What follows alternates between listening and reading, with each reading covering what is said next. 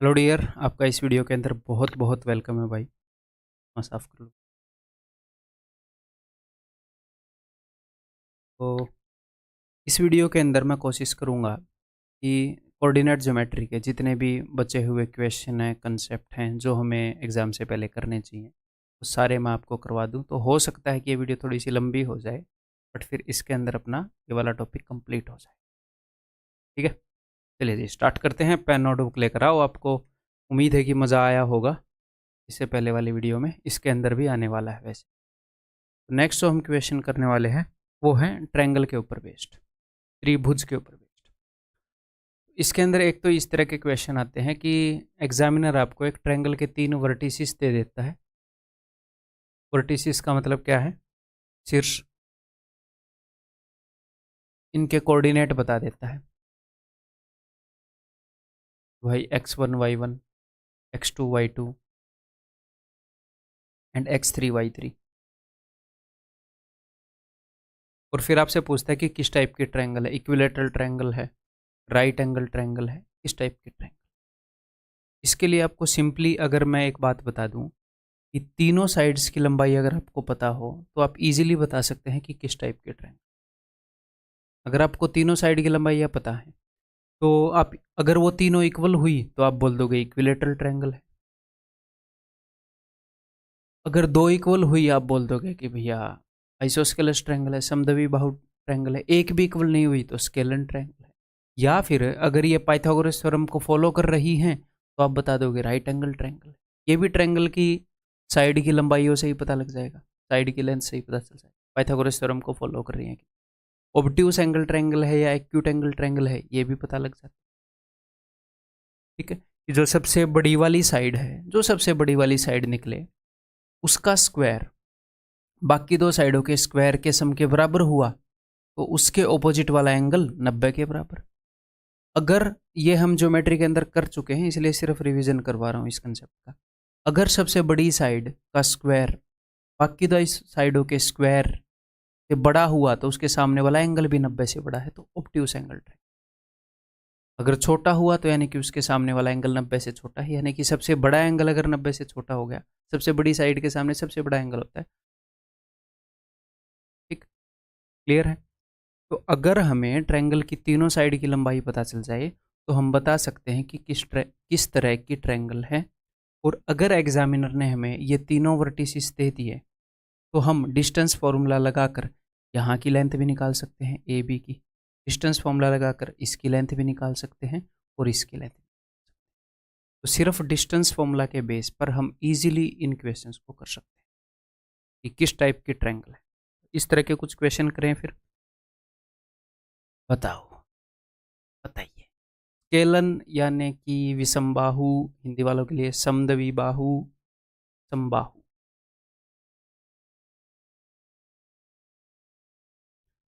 करें भाई, चलो। अब क्या करो, ऐसे एक ट्रायंगल बना लो और ये तीनों वर्टिसेस लिख लो ऐसे 4 3 7 - 1 9 3। अब आप लगाओ डिस्टेंस फॉर्मूला। तो डिस्टेंस फॉर्मूला जब आप लगाओगे तो आप ऐसे लगाओगे कि अंडर रूट इन दोनों के एक्स कोऑर्डिनेट के डिफरेंस का स्क्वायर, वाई कोऑर्डिनेट के डिफरेंस का स्क्वायर। ठीक है, लेकिन मैं ये बोल रहा हूँ कि अंडर रूट को रहने दो, क्यों लगाना है? तीनों जगह लगाओगे ना अंडर रूट, तो रहने दो, वैसे ही कंपेयर कर लो।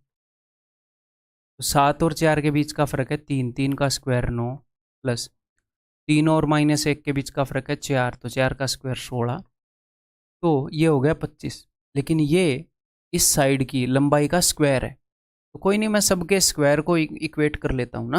मैं हर किसी भी जगह अंडर रूट नहीं लगाऊंगा।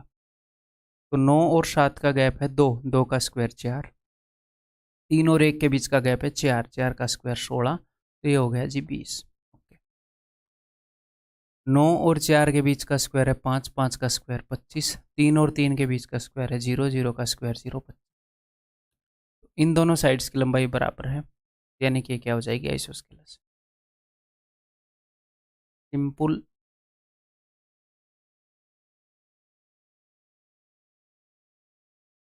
आगे बढ़ जाए।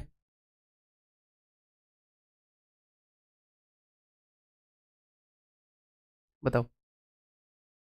आई भांट this answer from you.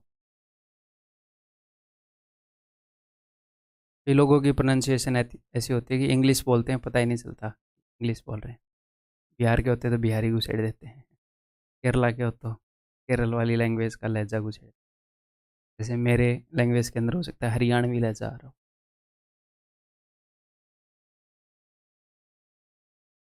Late the vertices of a triangle A B C be this then the triangle is what. तो 4 4 3 5 -1 स्पीड में करते हैं काम। एक्स कोऑर्डिनेट के बीच का फर्क 4 और 3 के बीच में 1 का फर्क है, 1 का स्क्वायर 1। 4 और 5 के बीच में 1 का फर्क है, 1 का स्क्वायर 1। एक्चुअल में इस साइड की लंबाई है √2, बट मैं सिर्फ स्क्वायर लिख रहा हूँ, स्क्वायर्स को कंपेयर करके भी पता चल जाएगा।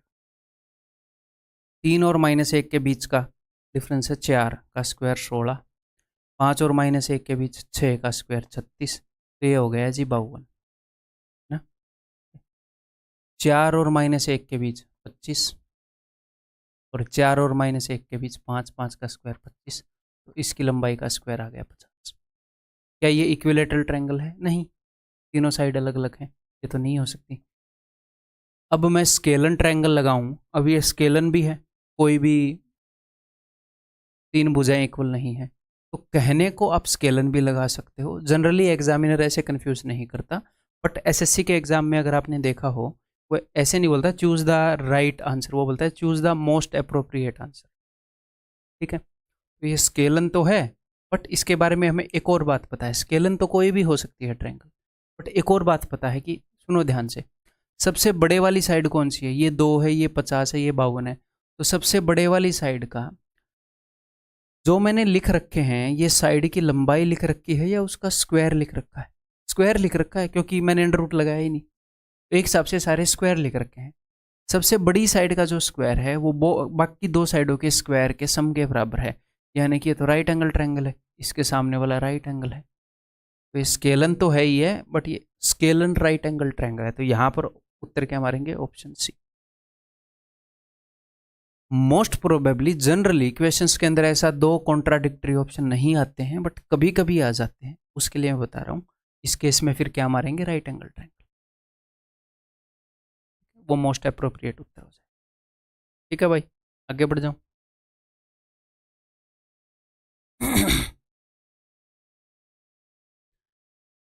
Let the vertices of a triangle ABC be this, this and this, then the triangle is। तो ट्रायंगल क्या है? 7 9 3 -7 -3 और 7 और -3 के बीच का गैप 10 का स्क्वायर 100। 9 और 3 के बीच का गैप 6 का स्क्वायर 30। तो यहाँ तो आ गई 136। 7 और 3 के बीच का गैप 4 का स्क्वायर 16। 9 और -7 के बीच का गैप 16। ये माइनस का है, ये प्लस का है। 16 का स्क्वायर 256 का आ जाएगा 272। ओके जी। देन -3 और 3 के बीच 36, -7 और 3 के बीच 10, 100, ये हो जाएगा 136।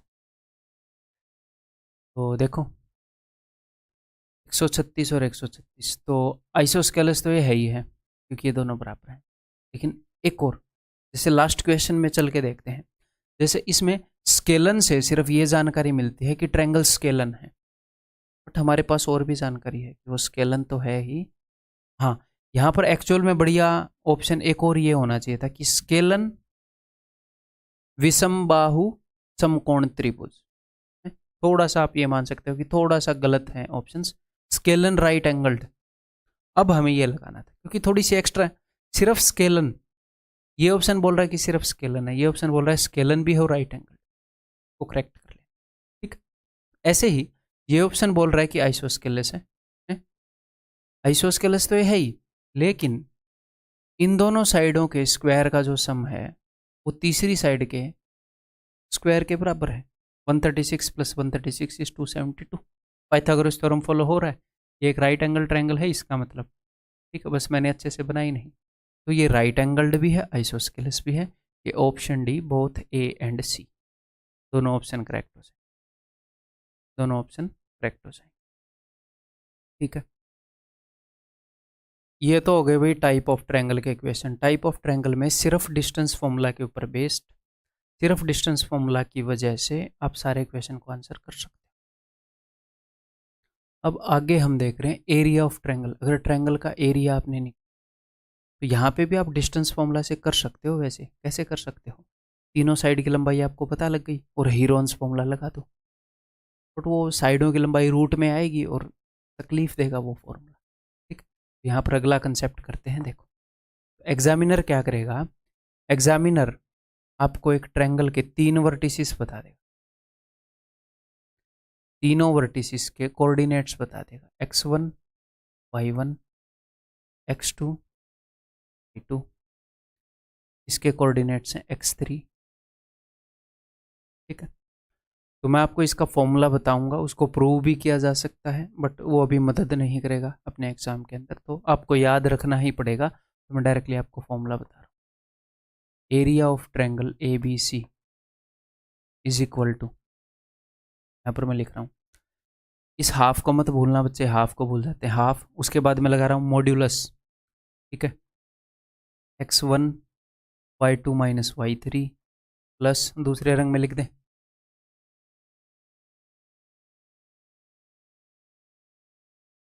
यहाँ पर लिख देता हूँ area is equal to half x1 y2 minus y3, रटना कैसे वही बताऊँगा, plus x2 y3 minus y1 plus x3 y1 minus y2। ठीक, और रटना एक हिसाब से एक पैटर्न बताऊंगा तो रटना नहीं पड़ेगा, अपने आप आपको याद है। ठीक, ये मॉड्यूलस है। मॉड्यूलस का क्या मतलब है, इसके अंदर से जो भी चीज़ निकलेगी पॉजिटिव ही निकालनी है बाहर। चलिए देखिए, आपको ऐसे रटना है मेरे भाई, सबसे पहले क्या है x1 के गुणा में कुछ है, फिर क्या है x2 उसके गुणा में कुछ है, फिर क्या है x3 उसके गुणा में कुछ है। और एक और चीज़ ध्यान रखनी है कि 1 2 3 1 2 3 1 2 3 ऐसे चलती है साइकिल, 1 2 3 1 2 3। ये मैं क्या बोल रहा हूँ, देखो सबसे पहले x1 है तो ब्रैकेट के अंदर होएगा, 1 के आगे 2 आएगा, 2 के आगे 3, 3 के आगे फिर से 1 आ जाएगा, 1 के आगे फिर से 2 के आगे 3 के आगे 1 2 3 1 2 3 1 2 3 ऐसे चलते रहेंगे। अगर आपने x1 लिख दिया है तो ब्रैकेट के अंदर क्या करो, y2 में से y3 घटा दो, फिर आगे यहाँ पर आपने x1 लिखा था तो अब x2 लिखो, और ब्रैकेट के अंदर आप क्या करोगे, 2 से आगे क्या आता है 3, तो y3 माइनस y1 कर दो, इस 2 से अगला ले लो और यहाँ पर लिख दो x3, फिर y1 माइनस y2 कर दो। 3 के बाद क्या आएगा, 3 के बाद 1 आएगा तो 1 माइनस 2। पहले x1 लोगे, फिर x2 लोगे, फिर x3 लोगे, और x का 1 नंबर लिया है तो फिर आगे नंबर कंटिन्यू होएगा, 1 के बाद 2 3, 2 के बाद 3, 3 के बाद फिर से 1 आ जाएगा भाई 1, 3 के बाद क्या आता है 1 और फिर 2। ठीक है, मैंने सीधा क्वेश्चन ले रखा है। चलो ये सीधा फिर क्वेश्चन करके देखो, या फिर एक एग्जांपल ले लूँ, एग्जांपल ले लूँ, मज़ा आ जाएगा। चलो देखो, मान लो मैंने एक एग्जांपल ले लिया, ये है भैया 4 3 5 2 3 7, इसका हमने एरिया बताना है। तो इसका एरिया हो जाएगा भाई, सुनो अब ध्यान से, आपको एग्जाम के अंदर ये नहीं करना कि x1 y1 x2 y2 x3 y3 ऐसे नाम दे दिया, नहीं, जस्ट मैं अपने दिमाग में क्या करता हूँ, मैं ये करता हूँ, ये 1 है, ये 2 है, ये 3 है, ये 1 वाले, ये 2 वाले, ये 3 वाले। अब ध्यान से सुनो, मैं सबसे पहले x1 लिखूंगा, मैं पहले ये लिखूंगा, यानी कि इसका x कोऑर्डिनेट यानी कि 4। मैं ये नहीं मैं ऐसे नहीं देख रहा कि ये x1 है y1 है, मैं बस एक ऑर्डर में चलूंगा। मैंने यहाँ पर 4 लिखा, अब मैं क्या करूंगा, मैं इस ऑर्डर में चल रहा हूँ, अगले वाले इस वाले y में से इस वाले का y घटा दूंगा। मैंने इसका x लिखा तो इन दोनों, इससे अगला ये है, उससे अगला ये है, इसके y में से इसका y घटा दो।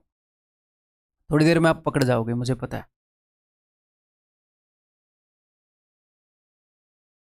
तो मैंने 4 लिखा, अब मैं अगले वाले के इसके 2 में से मैं घटा दूंगा 7 माइनस 5, प्लस अब मैं अगला x लिखूंगा यानी कि 5 लिखूंगा।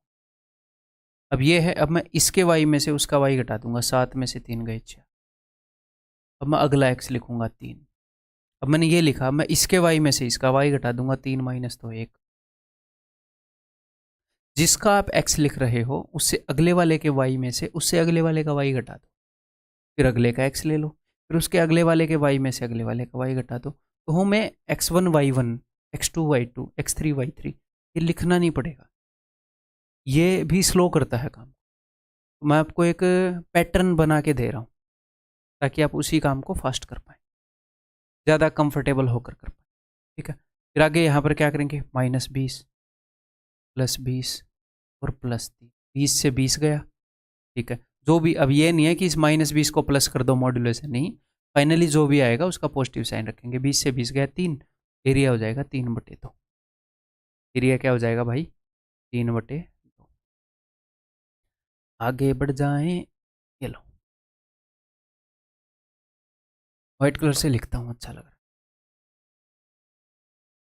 Find the area of the triangle whose vertices are this. अगर इसके वर्टिसेस ये हैं तो बिना ट्रायंगल बनाए मैं ऐसे भी कर सकता हूँ, ऐसे इसको मैंने 1 मान लिया, इसको 2 मान लिया, इसको 3 मान लिया। ठीक है, तो फिर ट्रायंगल बना के कर लेते हैं, क्योंकि अगर हम एक तरीके से प्रैक्टिस करेंगे तो हम उसमें माहिर हो जाएंगे, नहीं तो फिर मेरे को ये आगे लिख के दिखाना पड़ेगा आपको, नहीं करके दिखाऊंगा। चलो, इसका एरिया बताना है, तो area is equal to half. अब मैं किसी भी ऑर्डर में 1 2 3 आप कैसे भी लिख सकते हो, पिछली बार मैंने ऐसे लिखा था, अब ऐसे लिख दो, फर्क ही नहीं पड़ता जी। अब बस इसका मैं x लूंगा, इसका मैं x लूंगा और इसके y में से इसका y घटा दूंगा। ये ध्यान रखना, 3 में से 4 नहीं घटाना, इसके में से इसका, यानी कि 4 - 3 1। मैं ऐसे अब अगले वाले का x ले लिया मैंने 3, फिर इसके y में से इसका y घटा दूंगा 3 - 6 -3 प्लस, अब मैं अगले वाले का x ले लिया, अब ये नेगेटिव है, इसका x -4 ले लिया। ठीक है, अब इसके y में से उसका y घटा देते हैं, 6 में से 4 गया तो बस ये अपना उत्तर हो जाएगा। ये हो गया 8, ये हो गया -9 और ये हो जाएगा -8। 8 से 8 गया, अब 8 से 8 गया, सिर्फ 9 बच गया माइनस का, तो मॉड्यूलस इसीलिए लगा रखा है कि बाहर 9 आए, तो 9/2 दैट इज इक्वल टू 4.5। क्या गड़बड़ कर दी इसके अंदर, अच्छा 8 के साथ माइनस से नहीं लिखा। चलो, थोड़ी सी एक्स्ट्रा प्रैक्टिस हो गई इसी बहाने।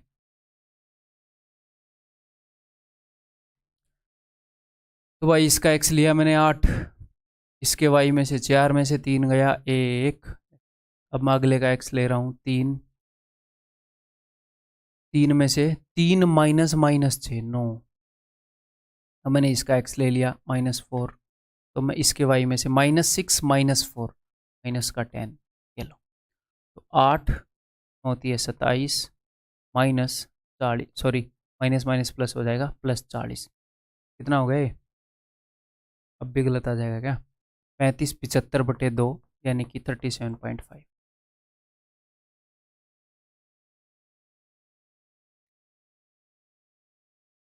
ऑप्शन ठीक है, क्लियर है। अगले वाला क्वेश्चन, और हाँ, अब मान लो बच्चे जो हैं बढ़िया से प्रैक्टिस करेंगे, फिर इतनी स्पीड में कर देंगे कि गंदा मतलब मिस्टेक ही कर देंगे। इतनी तेज़ नहीं दौड़ना होता कि गिर ही जाएं, फिर रेस में जीतेंगे थोड़ी। कपड़े धोने के लिए बोला तो इतनी स्पीड से कपड़े धो दिए कि फाड़ ही दिए कपड़े, फिर क्या कपड़े धो दिए। Find the value of x for which the area of this triangle with vertices this is 12.5। आप इजीली कर सकते हो, काफ़ी प्रैक्टिस हो गई अब तक है। लिख लो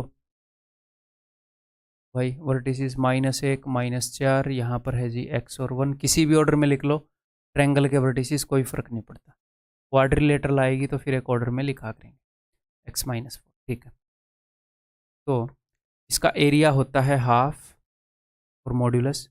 अब मैं किसी भी ऑर्डर में ले लेता हूँ 1 2 3, इसका मैं x लिखूंगा, इसके y में से इसका y घटाएंगे, -4 -1 माइनस का 5। ठीक है जी, अब अगले वाले का x लिखेंगे, x कोऑर्डिनेट यानी कि -1, तो इसके y में से इसका घटा दूंगा, 1 -4 5। अब इसका x लिख लेंगे +x, फिर इसके y में से इसका y घटा देंगे, -4 में से -4 घटाओगे तो 0। This should be equal to 12.5 यानी कि 25/2। अब इस 2 को उधर भेज दूँ या फिर 2 से 2 काट दें, इम्प्लाइज दैट इसके अंदर क्या निकल रहा है, इसके अंदर निकल रहा है -5x, ये तो 0 हो ही गया, एंड -5। ठीक है, तो देखो अब ध्यान से। अब हो सकता है बच्चों को ये लगे, आपको हो सकता है ये लगे कि सर इन दोनों के अंदर माइनस है, माइनस कॉमन ले लो, 5x + 5 लिख लो, और मॉड्यूलस लिखा है तो इस माइनस को काट दो, फिर आ जाएगा 5x + 5। बट क्या पता x नेगेटिव हो, x -2 हो, तो ये उत्तर तो फिर नेगेटिव आ गया, मॉड्यूलस के बाहर नेगेटिव चीज़ निकलनी नहीं चाहिए। तो भाई इसमें से माइनस को हटाऊं या ना हटाऊं वो डिपेंड करता है x की वैल्यू क्या है। अगर मान लो x की वैल्यू है तो देखो 5 × 2 -10 और -5, -15 हो गया, नेगेटिव हट के 15 आ जाएगा उत्तर। अगर x की वैल्यू है -2 तो +10 -5 तो उत्तर 5 आ जाएगा। x की वैल्यू हमें पता नहीं, तो जब मॉड्यूलस के अंदर कोई अननोन वेरिएबल होता है तो आपको पता नहीं होता कि साइन हटाना है या नहीं हटाना, साइन हटाना है या नहीं हटाना हमें नहीं पता। तो इस केस में हम क्या करेंगे, हम एक बार इसके प्लस के साथ इक्वेट करेंगे इसको, एक बार उसके नेगेटिव के साथ इक्वेट करेंगे। एक बार हम ये करेंगे कि -5x - 5 = +25, या फिर -5x - 5 = -25। हो सकता है x पॉजिटिव हो सकता है x नेगेटिव हो सकता है ये एज इट इज लिखना पड़े, या हो सकता है इसका नेगेटिव लिखना पड़े। ठीक है, क्लियर है। यहाँ से अगर ये -5 उधर जाएगा तो ये हो जाएगा जी 30, 5x = 3, यहाँ से मिलेगा x = -6। और यहाँ से अगर ये 5 उधर जाएगा तो ये हो जाएगा -20, प्लस का 5 जाएगा, -20, माइनस से माइनस कट गया, x = 4, -4 होएगा, या 4 होएगा, ये उधर जाएगा, हाँ इधर वाले माइनस से माइनस कट जाएगा, 4 होएगा। -6 और 4 कोई भी वैल्यू हो सकती है इसकी। अगर x की वैल्यू -6 हुई तो भी ये एक ऐसी ट्रायंगल बनेगी जिसका एरिया ये होएगा, और x की वैल्यू 4 हुई तो भी ये एक ऐसी ट्रायंगल बनेगी जिसका एरिया 12.5। ठीक है, next, find the value of k और what value of k, these points are collinear, ये पॉइंट कोलिनियर है। तो इसको हम ट्रायंगल वाले से भी निकाल सकते हैं, वैसे भी निकाल सकते हैं, दोनों तरीके से निकालने की कोशिश करते हैं। तो इसने यहाँ पर बता रखा है y कोऑर्डिनेट इसका और k पूछ रखा है, तो आप सिर्फ ये देखो ये कोलिनियर है, ये है 4, y कोऑर्डिनेट को देखो जो पता है, ये है 16 और ये है 2, सिर्फ इसको देखो कि कौन सा पॉइंट कहाँ पर लाई करेगा, आपको इसी से अंदाजा हो जाएगा। -16 वाला है, एक -2 वाला है, एक 4 वाला है, इधर -16 वाले को लिख लेता हूँ, नंबर लाइन की तरह लिख लो, -3 -16। फिर इधर नेगेटिव वाला आएगा k एंड -2, और इधर आएगा 1 एंड 4। मैं क्या कर रहा हूँ, ऐसे नहीं हो सकता ना कि -2 इधर आएगी, कि नंबर लाइन पर -2 इधर हो, -16 इधर हो और इधर 4 हो, ऐसे नहीं हो सकता। ये -16 को इधर आना पड़ेगा, -2 ही बीच में आएगा। मैं ये नहीं बोल रहा कि -16 वाले पॉइंट को इधर ही लिखना है, इसको चाहे उधर लिख लो, बट ये पॉइंट बीच में ही आएगा, मैं ये बोल रहा हूँ। ये अभी तो मैं आपको अंडरस्टैंडिंग से बता रहा हूँ, ये एक लाइन पर लाई करते हैं, और अगर ये एक लाइन पर लाई कर रहे हैं तो मैंने क्या बताया था, इंटरनल डिवीजन और एक्सटर्नल डिवीजन में जो अंडरस्टैंडिंग बताई थी वो हम यूज़ कर सकते हैं। देखो इन दोनों के बीच में कितने गैप है भैया, 14 का। इन दोनों के बीच में कितने गैप है, 6 का। तो ये 2 3 6, 2 7 14, इसी रेशियो में गैप होगा एक्स कोऑर्डिनेट। ठीक है, तो टोटल नेट गैप कितने का है, नेट गैप एक्स कोऑर्डिनेट्स के अंदर, तो -3 और 1, 4 का गैप है। तो मुझे सिर्फ देखना है ये वाला गैप, इसके और इसके बीच का गैप देख लेता हूँ। तो नेट गैप 7 और 3 10 का हो, इधर वाला गैप 7 का है, 7/10 है ये वाला गैप, टोटल गैप का 7 आउट ऑफ 10, टोटल गैप है 4। तो 7 चौके काट ही लेते हैं, वहाँ फ्रैक्शन में है ना, 14/5। अब सुनो ध्यान से, ये गैप 14/5 का है। अब 14/5 जोड़ना है घटाना है, किधर चीज़ जा रही है वो हम देखते हैं, एक्स कोऑर्डिनेट में देखते हैं। -3 है, ये +1 है, उधर चीज़ें बढ़ रही हैं, 14/5 जोड़ देता हूँ -3, 5 3 15, माइनस का 15 और ये -1/5, इधर k की वैल्यू है। और दूसरा कैसे करेंगे, दूसरा क्या तरीका होगा इसको करने का?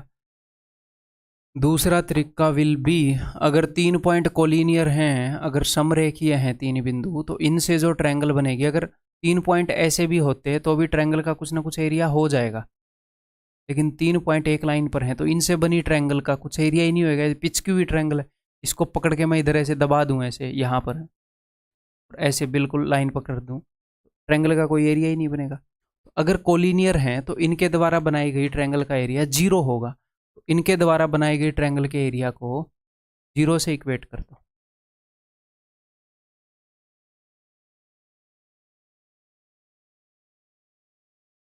देखो ऐसे लिख लेते हैं जी, 1 2 3, area is equal to half into, इसका एक्स ले लिया मैंने के, इसके वाई में से इसका वाई घटा दूंगा, 4 माइनस माइनस 16 20, अगले वाले का एक्स ले लिया 1, के वाई में से इसका वाई घटा रहा हूँ, -16 माइनस माइनस 2 तो माइनस का 14, 10 हो जाएगा माइनस माइनस, मैंने इसका एक्स ले लिया माइनस का 3, इसके वाई में से उसका वाई घटा दूँ माइनस का 6, this should be equal to 0।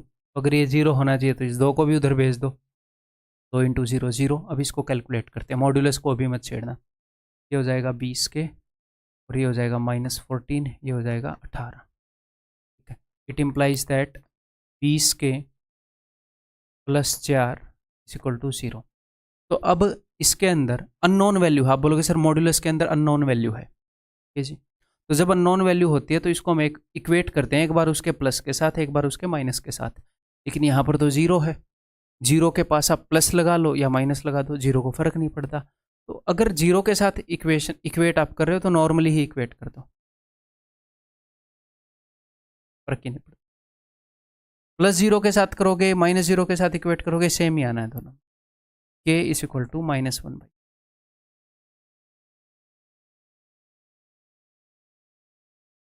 ठीक है, क्लियर है? आगे बढ़ जाऊं। नेक्स्ट हम करेंगे जी एरिया ऑफ क्वाड्रिलेटरल। जैसे हमने टाइप ऑफ ट्रायंगल के इक्वेशन किए, ऐसे टाइप्स ऑफ क्वाड्रिलेटरल के इक्वेशन भी होते हैं कि किस टाइप के क्वाड्रिलेटरल है, वो बिल्कुल एंड में करेंगे। ठीक है, वो इतने फ्रीक्वेंट नहीं है, बट क्या इरिलेवेंट है? कंप्लीटली इरिलेवेंट भी नहीं है, तो एंड में कर लेंगे वो। ठीक है, पहले एरिया ऑफ क्वाड्रिलेटरल कर लेते हैं। तो देखो भाई, अब एग्जामिनर आपको इस टाइप के क्वेश्चन देगा कि क्वाड्रिलेटरल के 4 कोऑर्डिनेट्स बता देगा, बोलेगा इसका एरिया बताओ। ठीक है, ये आया हुआ भी क्वेश्चन है एक, ये आया हुआ है, देखो नीचे लिखा हुआ। ठीक है, तो बहुत ही सिंपल सी बात है, द बात इज वेरी वेरी सिंपल। मान लो ये कोऑर्डिनेट्स हैं क्वाड्रिलेटरल के,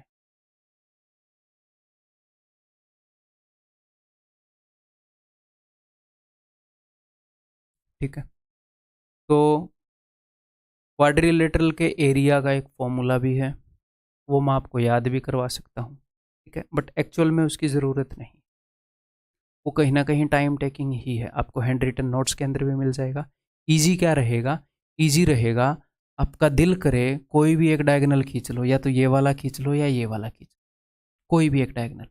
आप इस ट्रायंगल नंबर 1 का एरिया निकाल लो। सर कैसे?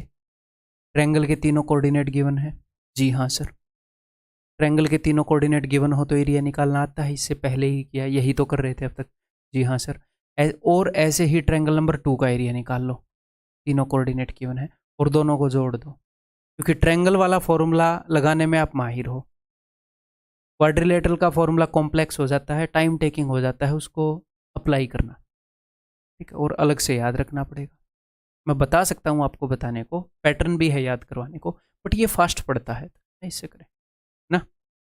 मैं फालतू क्यों हवा मारूँ यहाँ पर पेपर के पास। तो फाउंडेशन में मैं उसको प्रूव भी आपको करके दिखाता हूँ, क्यों? ताकि अंडरस्टैंडिंग रिच हो जाए, कॉन्फिडेंस बिल्ड हो। बहुत सारे फैक्टर होते हैं, क्यों मैं करके दिखाता हूँ, अभी ज़रूरत नहीं है।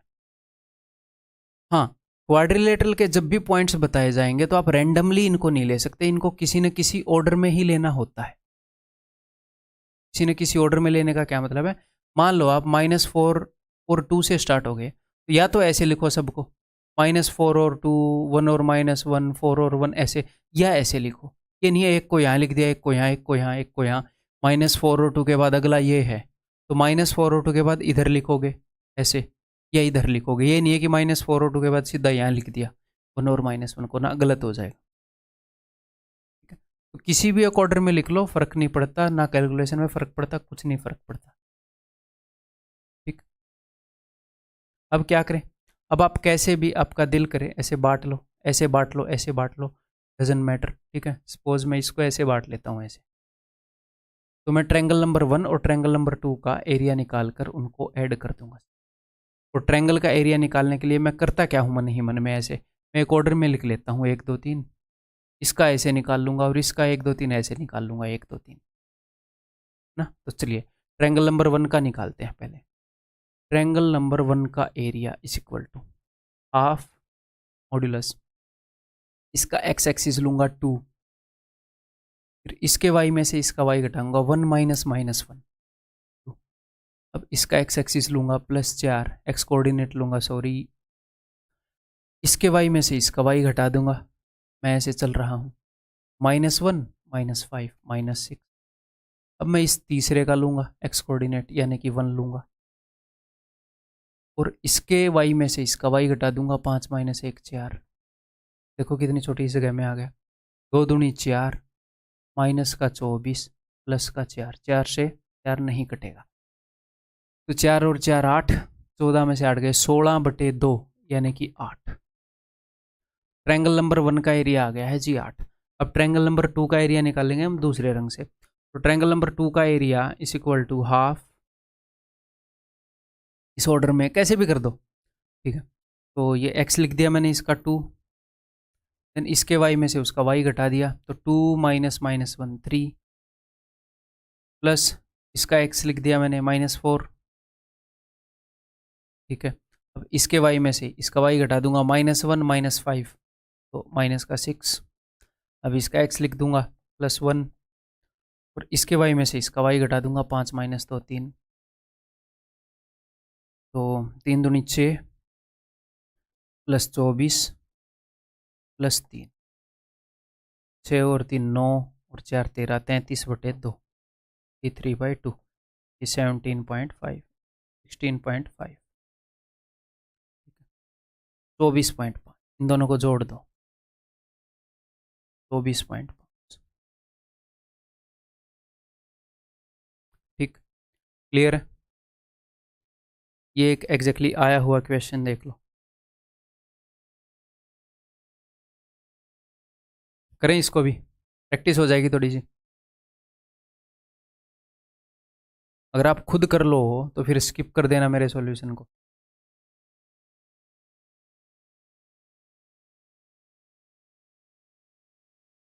चलो मैंने ऐसे कर दिया, ट्रायंगल नंबर 1 और 2 का एरिया हम जोड़ लेंगे। ठीक है, ये जी, ये मैंने 1 मान लिया, ये 2, ये 3, ये 1 2 3, और अभी कर देते हैं। ट्रायंगल नंबर 1 का एरिया लिख रहा हूँ जी मैं, इक्वल टू हाफ,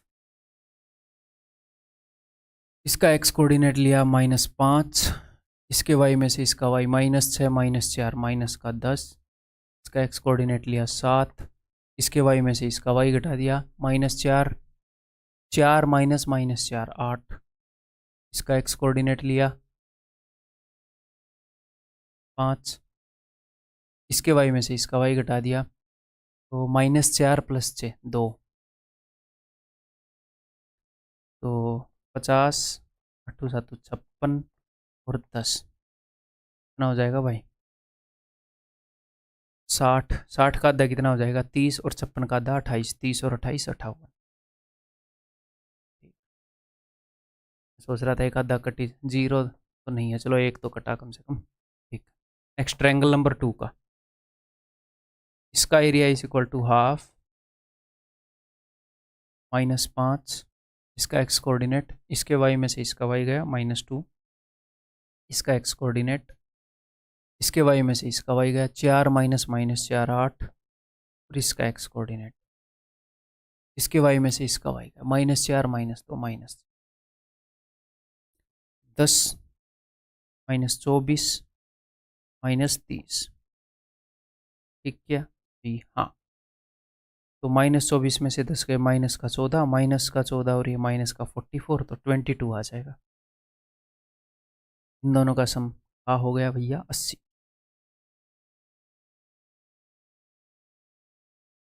ठीक है, क्लियर है, निकाल लोगे, कोई दिक्कत नहीं है क्वाड्रिलेटरल का एरिया निकालने में। मेरे ख्याल है फिर 2 क्वेश्चन ये दे के वो डायरेक्टली ऐसे पूछ रहा है।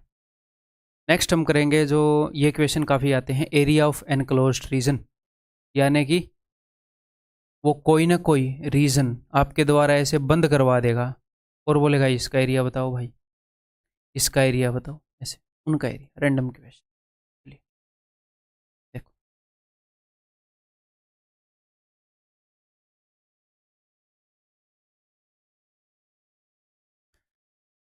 What is the area of the triangle formed by x axis y axis and this. देखो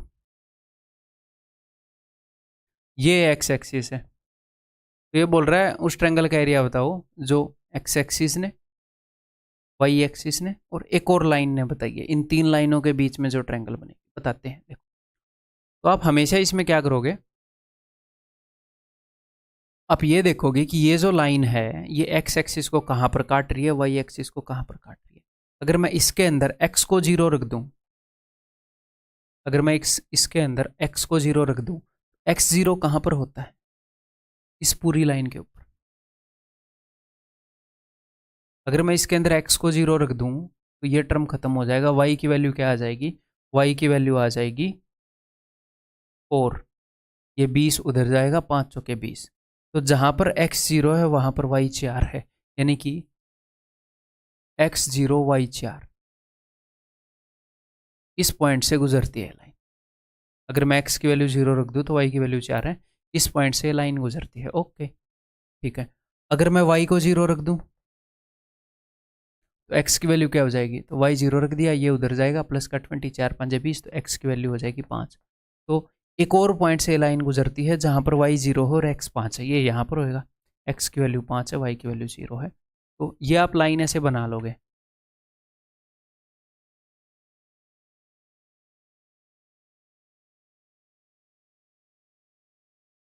ठीक है, तो वो कौन सी ट्रायंगल है जो एग्जामिनर ने बताया है उन लाइनों के बीच बनी है, उसने बोला है कि x एक्सिस, y एक्सिस और इस लाइन के द्वारा बनाई गई ट्रायंगल का एरिया बताओ, तो ये एक राइट एंगल ट्रायंगल है। अगर मैं इसको बोल दूं ओरिजिन, इसको मैं बोल दूं ए, इसको मैं बोल दूं बी। ठीक है, आपको एक और बात बता दूं, यहाँ से लेकर यहाँ तक की जो डिस्टेंस है ये क्या है, ये 5 है। इस डिस्टेंस को ओ बी को इसको बोलते हैं intercept, x intercept, S x के ऊपर जो ये काटा है, इस लाइन ने एक्स के ऊपर कितना हिस्सा काटा है एक्स एक्सिस पर, ये 5 यूनिट का, इसको एक्स इंटरसेप्ट बोलते हैं, हिंदी में एक्स प्रतिच्छेद बोलते हैं। ये वाई, अगर मान लो एग्जामिनर ये पूछे कि इस इक्वेशन के ये जो लाइन है, ये जो लाइन है, इसके वाई इंटरसेप्ट की वैल्यू क्या है, तो वाई इंटरसेप्ट की वैल्यू है जी 4, वाई प्रतिच्छेद की वैल्यू क्या है। ठीक है, तो राइट एंगल ट्रायंगल है, एरिया इजी है, half into base into height, तो half into 5 into 4 that is equal to 10, that is equal to option C. ठीक है, तो हमेशा इस तरह के क्वेश्चन में हम क्या देखेंगे, x को 0 रख देंगे, y की वैल्यू निकालेंगे, y को 0 रख देंगे, x की वैल्यू निकालेंगे, सिंपल। ठीक है, हमें पता लग जाएगी लाइन किन किन पॉइंट से पास हो रही है, और आगे देख लेंगे ट्रायंगल का बेस हाइट क्या आया है। आगे बढ़ते हैं, चलो हर तरह के क्वेश्चन में से निकलेंगे।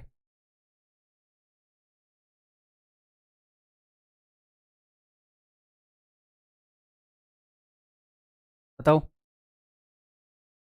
Area of triangle found by straight line this and both the axis, दोनों एक्सिस ये रहे भैया, और ये लाइन कहाँ से गुजरेगी। अगर मैं x की वैल्यू 0 रख दूँ तो y की वैल्यू क्या आ जाती है, तो y की वैल्यू आ जाती है 7 8 56 8, यानी कि इस पॉइंट से लाइन गुजर रही है, यानी कि 0 8।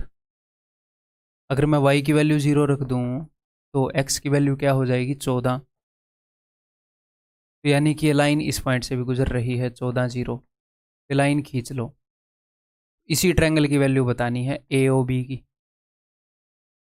क्योंकि जो एक्सिस ने और जो इस लाइन ने जो ट्रायंगल बनाई, तो यहाँ पर राइट एंगल ट्रायंगल, यहाँ पर राइट एंगल होएगा तो राइट एंगल ट्रायंगल बनेगी। ठीक है, तो half into base into height, यहाँ से लेकर यहाँ तक की दूरी कितनी है, ये एक्स कोऑर्डिनेट 14 रहा, 14, यहाँ से यहाँ तक की दूरी कितनी है, किसी भी पॉइंट की हाइट कितनी है वो वाई कोऑर्डिनेट से पता चलती है। वाई कोऑर्डिनेट बताता है हाइट के बारे में, कितने ऊपर और कितने नीचे गया है। तो half into base into height, 2 चौके 8, 14 चौके 56, that is equal to option C. ठीक, क्लियर है? ये करो भाई।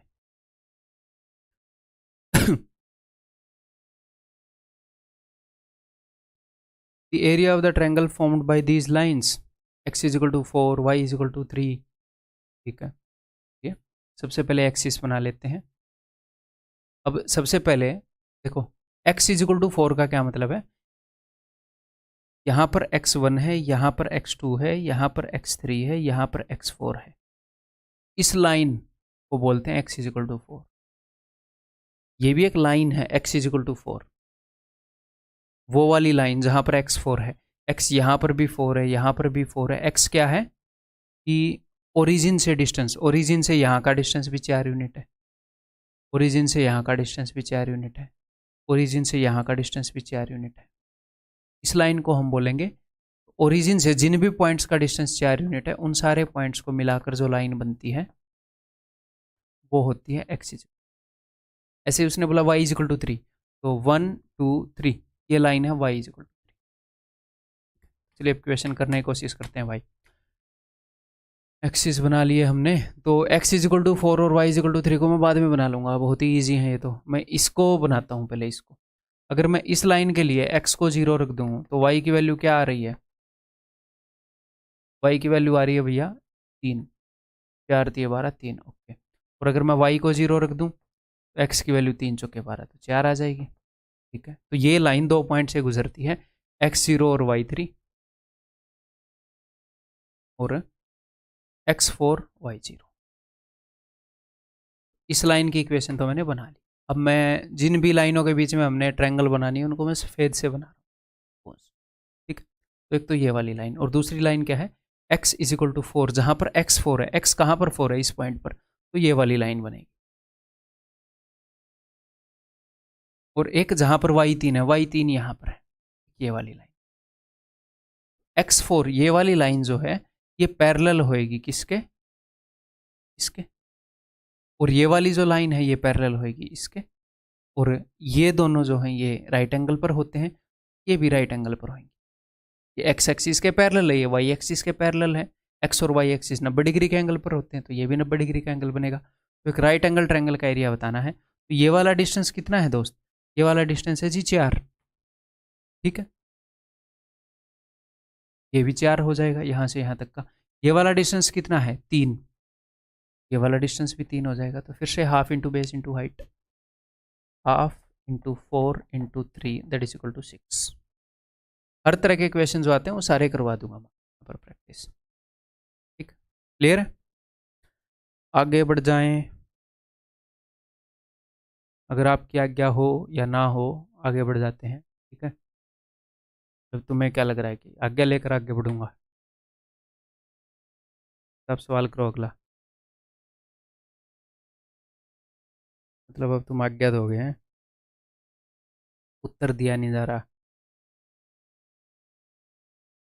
Area of triangle formed by the graph of straight line this, उत्तर तो दिया जा रहा होगा है ना, धीरे धीरे बढ़ रहे हैं। Area of triangle formed bye graph of straight line this, this and x axis. ठीक है, इन 3 लाइनों के द्वारा जो ट्रायंगल बन रही होगी उसका एरिया हमने बताना है। ओके जी, एक्स एक्सिस को तो हम जानते हैं अच्छे से, नहीं बनाएंगे, इसको बना लेते हैं। X minus y is equal to 0। अगर मैं y को उधर ले कर जाऊं तो x is equal to y. ठीक है, यानी कि ये वो वाली लाइन है जहां पर x y के बराबर है। अगर कई बार बच्चों को ऐसे समझ में नहीं आता, आप वैल्यू पुट करके देख लो, x की कोई भी वैल्यू पुट कर दो, जब x 0 है तो y भी 0 है। ठीक है, जब x 1 है तो y भी 1 है, जब x 2 है तो y भी 2 है। तो इस पॉइंट से गुजरती है लाइन, जब x 0 है y भी 0 है, x 1 है तो y भी 1 है, इस पॉइंट से भी गुजरती है, x 2 है तो y भी 2 है, इस पॉइंट से भी गुजरती है। तो ये है ये लाइन, कौन सी लाइन है, x minus y is equal to 0। Okay, अब दूसरी लाइन बनाऊं, x plus y is equal to 2। अगर x 0 है तो y 2 है, और अगर y 0 है तो x 2 है। तो ये लाइन 0 2 से भी गुजरती है, यानी कि यहाँ से भी गुजरती है, और ये लाइन 2 0 से भी गुजरती है, यहाँ से भी गुजरती है। ठीक है, ये लो भाई, ओके। और दूसरा है x एक्सिस, तीसरा है x एक्सिस। इन तीनों द्वारा बनाई गई ट्रायंगल का area,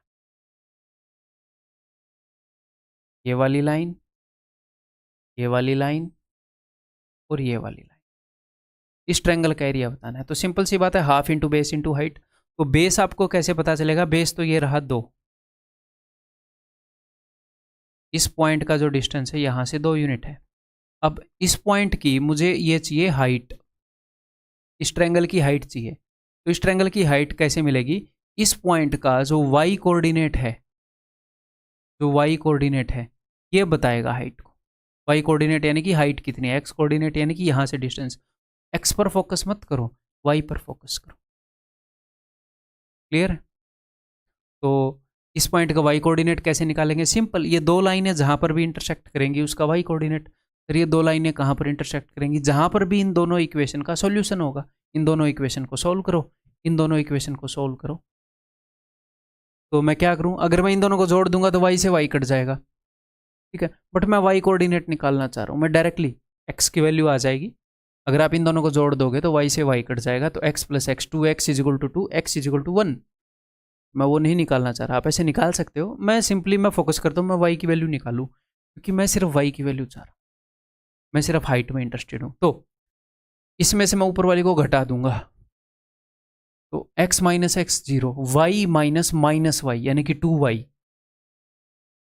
is equal to 2, y is equal to 1। तो इस पॉइंट का y कोऑर्डिनेट है 1, तो हाफ इंटू बेस जो कि है 2 और हाइट है 1, यानी कि 1 इस दी उत्तर, ऑप्शन है। यहाँ पर बहुत सारे क्वेश्चन के ऊपर ऐसे नहीं लिखा हुआ कि कौन से एग्जाम में आए हैं, क्योंकि इस चैप्टर में वो चीज़ मैंने लिखवाई नहीं है। तो ये मत सोचना कि आते हैं नहीं आते हैं, ये टेंशन मत लेना, वो टेंशन मेरे ऊपर छोड़ दो, ठीक है। आगे बढ़ जाऊँ?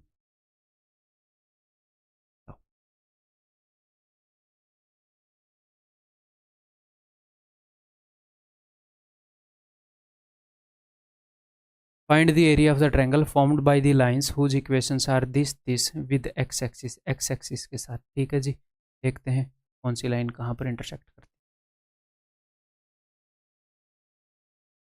अगर इस लाइन के अंदर मैं x की वैल्यू 0 रख दूँ तो ये तो ख़त्म ही हो जाएगा। तो 3y इज इक्वल टू -20, 20 उधर जाकर माइनस का हो जाएगा, माइनस से माइनस कट जाएगा, तो y की वैल्यू आ जाएगी 20/3।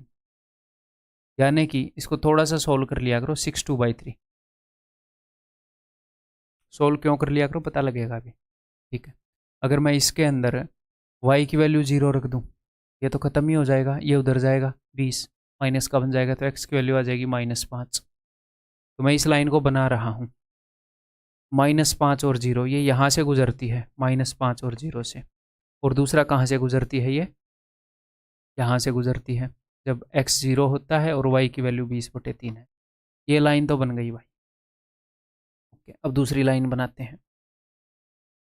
इस वाली लाइन के अंदर अगर मैं x को 0 रख दूँ तो y की वैल्यू क्या आ जाती है? तो 5y इज इक्वल टू 56 उधर चला जाएगा, y की वैल्यू आ जाएगी 56/5, यानी कि 11/1/5। इससे मुझे ये अंदाजा हो गया ना, ये 11 पॉइंट समथिंग है। और अगर मैं यहाँ पर y को 0 रख दूँ तो x की वैल्यू क्या आएगी? y को 0 रख दोगे तो ये खत्म हो जाएगा, 56 उधर जाएगा, x की वैल्यू आएगी 56/16, 8 दूनी 16, 8 7 56, 7/2। अब मैं क्यों बोल रहा था, इतना अंदाजा लगा लेना कि ये 62/3 है। अब बनाने में आसानी रहेगी, देखना। अगर x की वैल्यू 7/2 हो तो 0, तो 7/2 और 0 सपोज यहाँ पर बना लिया हमने, ठीक है। और x की वैल्यू 0 है तो y की वैल्यू है 11 1/5, तो 11 1/5 इससे ऊपर है ना, ये 6 पॉइंट समथिंग है, वो 11 पॉइंट समथिंग है, तो इससे ऊपर होएगा। बस इतना अंदाजा, मैं इससे ऊपर बनाऊँ नीचे बनाऊँ कहाँ, ठीक है। ये मत बोलना कि यहाँ पर 6 है तो इससे डबल जाकर ऊपर बनाओ, मैं अपनी दीवार नहीं खराब करने वाला कि वहाँ पर मैं पॉइंट बना दूँ। जस्ट इतना मैटर करता है कि इससे ऊपर बना रहे हो कि नहीं, ठीक है। तो ये क्या बोल रहा था, ये वाली लाइन एक्स एक्सिस भी बोला ना उसने, और ये वाली लाइन, तो ट्रायंगल ए बी सी का एरिया पूछा। तो half into base into height अगर कर सकते हो तो कर दो। तो देखो ये 0 से 5 इधर है, ये 0 से 7.2 उधर है, तो ये वाला डिस्टेंस कितना हो जाएगा, ये बेस कितना हो जाएगा, ये हो जाएगा ये 3.5, तो 2 5 10 और 7 17/2 8.5। ये मत बोलना है नेगेटिव है पॉजिटिव है, डिस्टेंस की बात कर रहा हूँ। ये 0 से 5 यूनिट इधर है, ये 3.5 उधर है, ठीक है। तो 17/2 हो गया ये वाला डिस्टेंस, ठीक है। अब मैं इंटरेस्टेड हूँ सिर्फ और सिर्फ इस पॉइंट के वाई कोऑर्डिनेट में, कि हाइट कितनी है। मैं सिर्फ हाइट चाह रहा हूँ, मैं ये नहीं देखना चाह रहा कि एक्स की वैल्यू क्या है, कि यहाँ से कितने दूर है, मैं क्यों देखूँ। मैं सिर्फ वाई कोऑर्डिनेट में इंटरेस्टेड हूँ। तो इन दोनों लाइनों का सॉल्यूशन निकालेंगे, वाई की क्या वैल्यू है जब मैं इन दोनों को सोल्व करता हूँ। तो देखो इन दोनों की तरफ देखो, कैसे निकालूँ वाई, यानी कि एक्स को एलिमिनेट कर दूँ, एक्स को काट दूँ। तो ऊपर वाली को अगर मैं 4 गुना करके नीचे वाली में से घटा देता हूँ, है ना, 16x कट जाएगा, और 4 दिए 12 माइनस का 12y।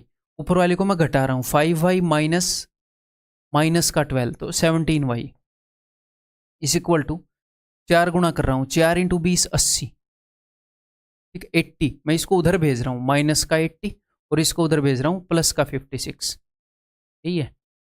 और मैं इसमें से घटा रहा हूँ 56 माइनस का 80, तो 136।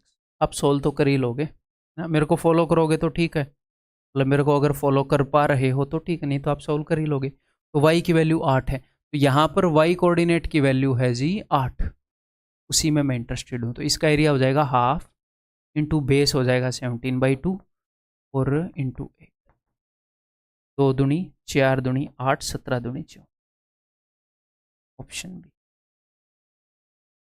ठीक। Is it clear?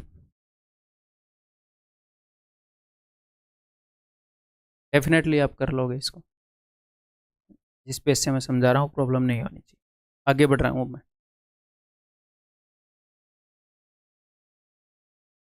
What is the area of triangle formed by the graph of this equation and this equation? Y is equal to 0। सबसे पहले तो मैं ये बताता हूँ ये क्या होता है, यानी कि y is equal to 0।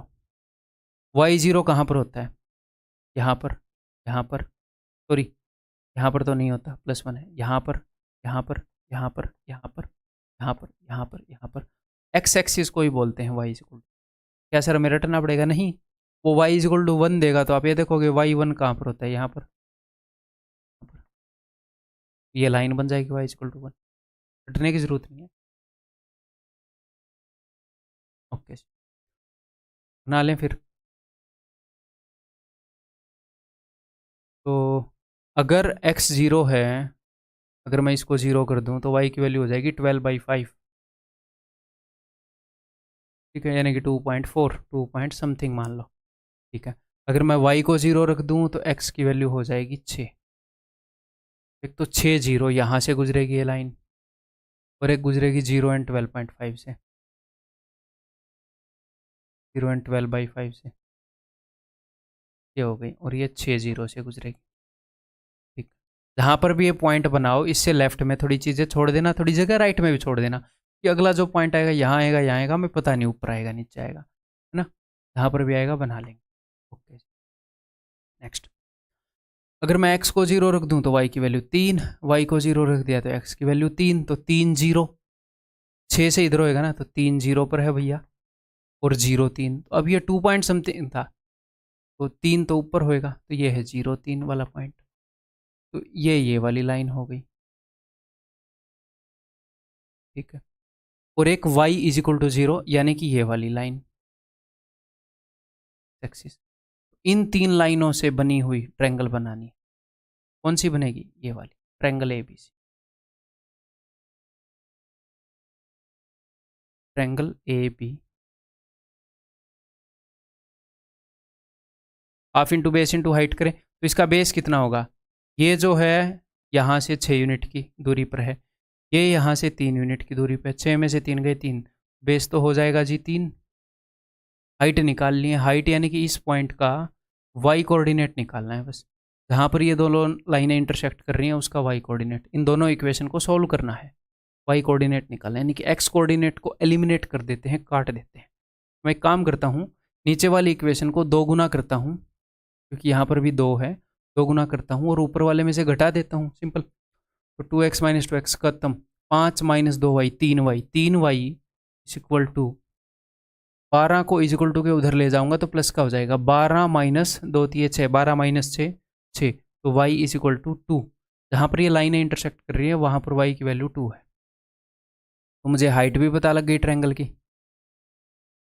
तो half into base into height, half into base into height is equal to 3।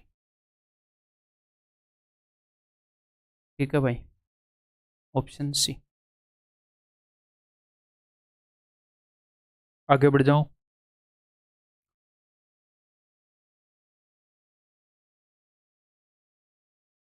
The area bounded by the lines x is equal to 0, y is equal to 0, x plus y is equal to 1, 2x plus 3y is equal to 6 is 4 equation दे दी तो इनसे डरना नहीं है।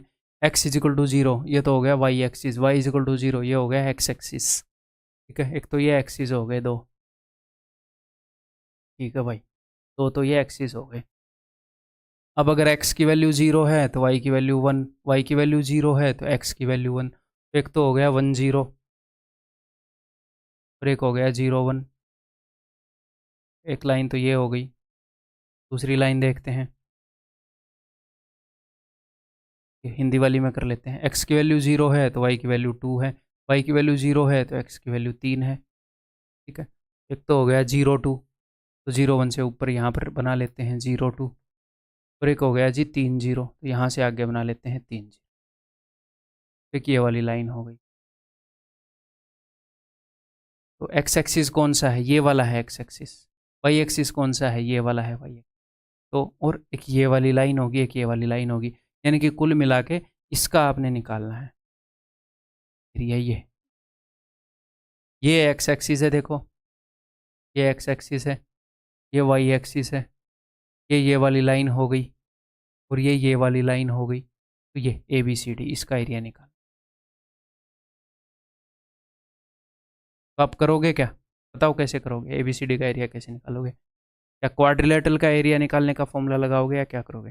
है तो एक क्वाड्रिलेटरल, क्या क्वाड्रिलेटरल का फॉर्मूला लगा सकते हैं? लगा सकते हैं, बट क्या लगाना चाहिए? नहीं लगाना चाहिए। अब करोगे क्या, अब ट्रायंगल AOD एरिया में से आप घटा दोगे ट्रायंगल AOD एरिया में से BOC, क्योंकि राइट एंगल ट्रायंगल का एरिया निकालना आसान होता है। ठीक, क्लियर है? ये डिस्टेंस कितना है, ये गैप 3, ये पॉइंट 3 है ना, 3, और ये है 2, तो ये हाइट कितनी हो गई जी 2। पूरी बड़ी ट्रायंगल AOD का एरिया है half into 3 into 2 minus triangle BOC का एरिया इसका, ये है जी 1 और ये भी है 1, तो हाफ इंटू 1 इंटू 1।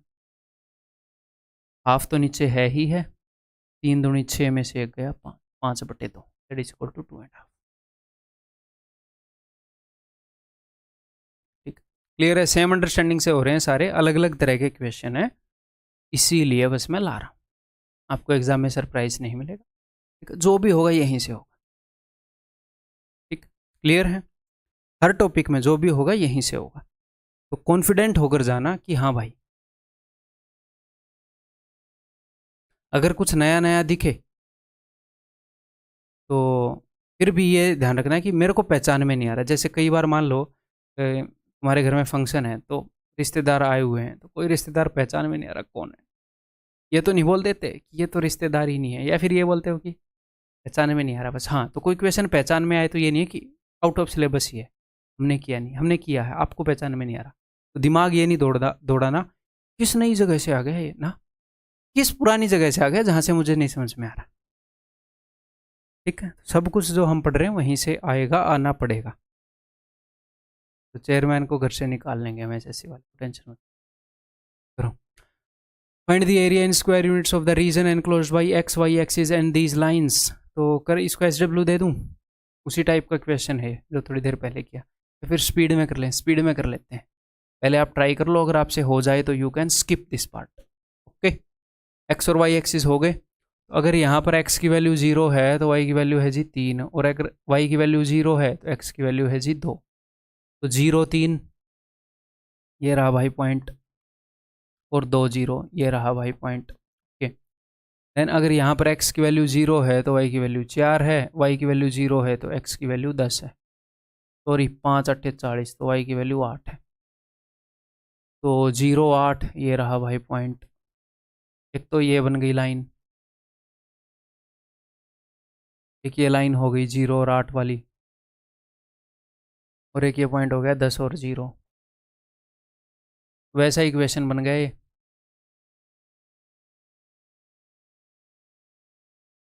ठीक है, ये अपना x एक्सिस हो गया, ये अपना y एक्सिस हो गया, ये वाली लाइन होगी, ये वाली लाइन होगी, इन्होंने इस एरिया को इनक्लोज किया है। तो हमें ए बी सी डी का एरिया निकालना है। हम ए ओ डी के एरिया में से घटा देंगे बी ओ सी का एरिया, तो that will be equal to half, base पूरी बड़ी का बेस है 10, हाइट 8, माइनस हाफ, यहाँ का बेस है 2, यहाँ की हाइट है 3। तो ओके, 40 में से 3 गए 37, 37 स्क्वायर, ऑप्शन सी। ठीक है, क्लियर है, आगे बढ़ जाऊँ।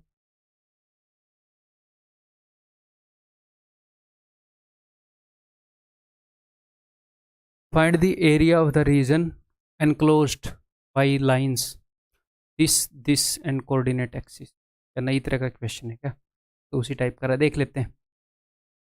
अगर मैं x की वैल्यू 0 रख दूं तो इसकी वैल्यू हो जाएगी 9, अगर मैं इसकी वैल्यू 0 रख दूं तो इसकी वैल्यू हो जाएगी 6। ठीक है, अगर मैं x की वैल्यू 0 रख दूं, एक बार बना लेते हैं इनको।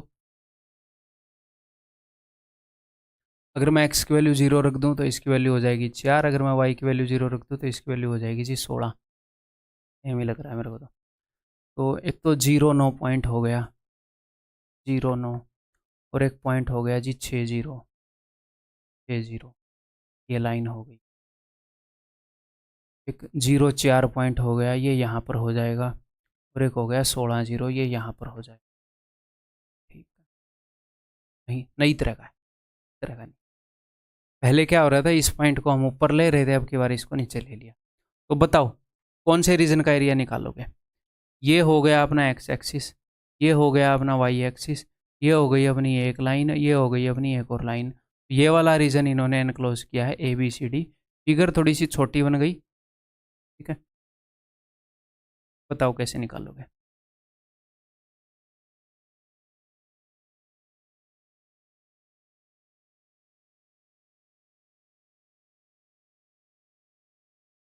देखो सबसे पहले तो सबसे गंदा तरीका बताता हूँ, बस ब्रेन स्टॉर्मिंग के लिए कि आप कर सकते हो, कि आप इनको ऐसे मिला दो, तो आप ट्रायंगल ए डी सी का एरिया निकाल लोगे। हाँ जी, और इस ट्रायंगल का भी निकाल लोगे। इन दोनों लाइनों के इंटरसेक्शन पॉइंट, यहाँ पे पॉइंट और यहाँ पे पॉइंट से ट्रायंगल के एरिया का फॉर्मूला बना के। बट वो गंदा तरीका है, वो लेंदी हो जाएगा, बस वो है तरीका, ये मैं आपको बता रहा हूँ। और आप और भी कई तरीक़ों से इसको कर सकते हैं, तो दोनों तरीके मैं आपको बता ही देता हूँ। नंबर 1 तरीका तो ये है कि आप किसी भी एक ट्रायंगल में से, जैसे ट्रायंगल इनके नाम दे देते हैं पी और क्यू, जैसे ट्रायंगल पी डी सी में से, ट्रायंगल पी डी सी में से आप घटा दो ट्रायंगल पी बी ए, आ जाएगा। या आप क्या करो, आप ट्रायंगल, अब पी डी सी निकालनी मुश्किल है क्या, नहीं, राइट एंगल ट्रायंगल है। और क्या पी ए भी निकालनी मुश्किल है कि नहीं, कोई मुश्किल नहीं है। बेस ये रहा, इसका मैंने पॉइंट लिखा था, 16 0 था और क्या था 0 4। देखो इसके ऊपर फोकस करते हैं।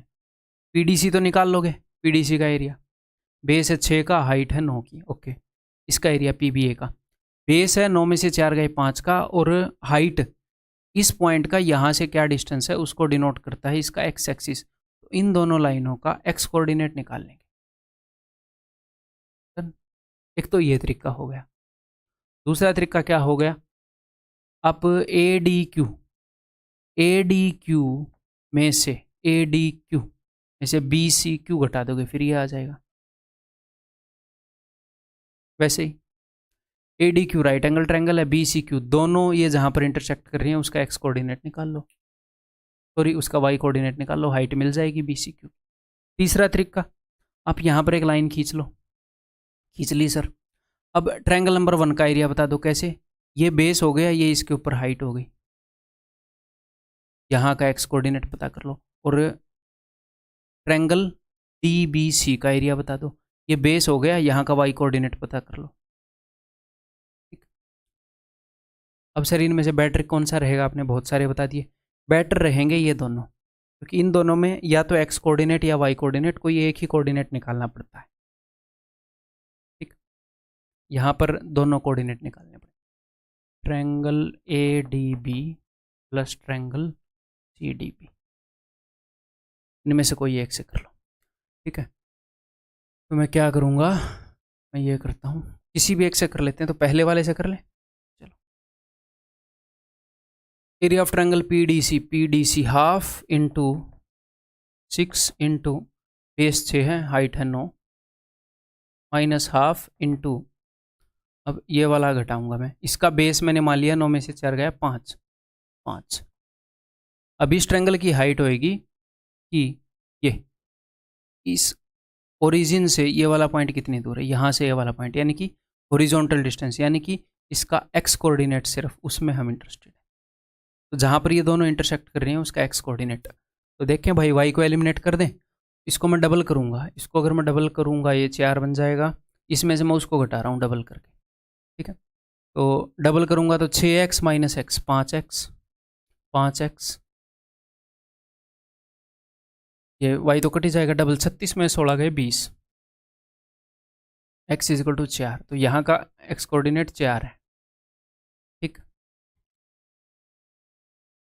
तो हाइट इस ट्रायंगल की हो गई है जी 4।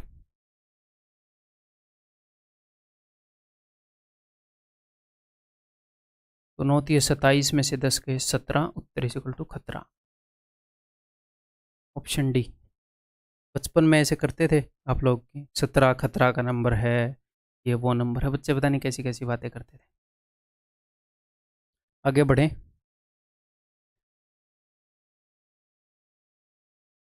नेक्स्ट हम करेंगे जी सर्कल। सर्कल को करने को किसी भी टॉपिक को बहुत भयंकर डिटेल में किया जा सकता है पीएचडी, बट हम बेसिक टच करेंगे, जितना अपने एग्जाम में आता है वो कंप्लीट टच कर लेंगे। बेसिक क्या आता है इसका, कोऑर्डिनेट ज्योमेट्री। ठीक, आगे बढ़ जाऊं, चलिए देखो ये अच्छा ही दिख रहा है ना काले वाले में भी, तो ऐसे ही कर लेते हैं। तो ये एक सर्कल है, इसका जो सेंटर है ये यहाँ पर है, इसके सेंटर के कोऑर्डिनेट हैं एच और के, और इसका जो रेडियस है उसकी लंबाई है आर। ठीक है, तो इस सर्कल की हम इक्वेशन लिख सकते हैं। सर्कल होने का तो बहुत सारे हो सकते हैं, बट कौन से सर्कल की हम बात कर रहे हैं वो कैसे पता चलेगा कि भैया उसका सेंटर कहाँ पर है, क्योंकि सेंटर कई जगह पर हो सकते हैं। फिर आप बोलोगे कि सर यहाँ पर सेंटर वाले भी तो कई सर्कल हो सकते हैं, बट फिर उसने रेडियस डिफाइन कर दिया, यहाँ पर सेंटर और रेडियस 5 सेंटीमीटर, तो एक ही सर्कल हो सकता है। तो कोई भी सर्कल अगर डिफाइन करना है, डिफाइन करने का मतलब ये पता लग जाए कि कौन सा सर्कल है, तो ये बता दो उसका सेंटर यहाँ है, रेडियस यहाँ, तो एक ही सर्कल बनेगा। अगर मैं यहाँ पर सेंटर ले लूँ और 5 सेंटीमीटर से प्रकार से खींचूँ, अब बोलूँ एक और सर्कल बनाओ यहीं पर, इसको सेंटर लेके 5 सेंटीमीटर का, प्रकार से फिर से ऊपर से खींच दोगे, तो कुछ नया तो नहीं कर रहे, सेम ही सर्कल बन रहा है ना। तो ठीक है, तो इसकी इक्वेशन कैसे लिखेंगे, बहुत ही सिंपल है। ये जो सर्कल का सरकमफ्रेंस है ये सेंटर से इक्वल डिस्टेंस पर होता है। सर्कल की डेफिनेशन क्या होती है कि circle is a collection of all the points, locus बोलते हैं उसे मैथमेटिकल लैंग्वेज में, locus of all the points which are equidistant from a fix point, जो एक फिक्स पॉइंट से इक्विडिस्टेंट पर है, इक्वल डिस्टेंस पर है, जो कि है रेडियस के बराबर, जिसे सर्कल का रेडियस कहते हैं। तो मैं इस पॉइंट को मान लेता हूँ एक्स वाई, मैंने कोई भी जनरलाइज्ड पॉइंट ले लिया। ये सर्कल कैसे बनेगा, सर्कल उन सारे पॉइंट से बनेगा जो यहां से आर डिस्टेंस पे। ठीक, मैं सर्कल की इक्वेशन बनाना चाह रहा हूं, तो सर्कल की इक्वेशन कैसे बनेगी कि एक पॉइंट है जिसके कोऑर्डिनेट है एक्स और वाई, वो सेंटर से आर यूनिट के डिस्टेंस पर है। क्लियर है कि नहीं? सर्कल के ऊपर बना हर पॉइंट सेंटर से आर यूनिट की डिस्टेंस पर होएगा। ठीक है जी, नो प्रॉब्लम। तो सिंपल है, आपने इस पॉइंट का और इस पॉइंट का डिस्टेंस आर के इक्वेट करना है। कैसे? डिस्टेंस फॉर्मूला आता है जी, हाँ बस simple, under root x minus h का square plus y minus k का स्क्वायर, एक्स कोऑर्डिनेट्स के बीच के डिफरेंस का स्क्वायर, वाई कोऑर्डिनेट्स के बीच के डिफरेंस का square is equal to r. लेकिन इस इक्वेशन को लिखने का ट्रेंड क्या है मैथ्स के अंदर? हम दोनों तरफ स्क्वायर कर देते हैं, एक्स माइनस एच का square plus y minus k का square is equal to are square. यह आ गई सर्कल की इक्वेशन डिस्टेंस फॉर्मूला से। सिंपली हमने लिखा क्या है कि सर्कल के ऊपर लोकेटेड कोई भी पॉइंट उसके सेंटर से उतनी दूरी पर होता है जितना उसका रेडियस है। ये इक्वेशन। अब इसी इक्वेशन को आप खोलकर भी लिख सकते हो, वो भी मैं आपको बताऊंगा। ठीक है, तो ये क्लियर है, सर्कल की इक्वेशन समझ में आ गई। सर्कल की इक्वेशन की एक फॉर्म है ये। अगर मैं इसको खोल कर लिख दूँ, खोल के कैसे? स्क्वायर को खोल दूँ, x square minus 2hx plus H square, तो दूसरी फॉर्म आ जाएगी, उसके बारे में बात। अब आगे बढ़ते हैं। नेक्स्ट है, अगर किसी सर्कल का सेंटर ओरिजिन पर हो, उसका केंद्र मूल बिंदु पर हो, तो क्या हो जाएगा? मान लो यहां पर पॉइंट है एक्स वाई,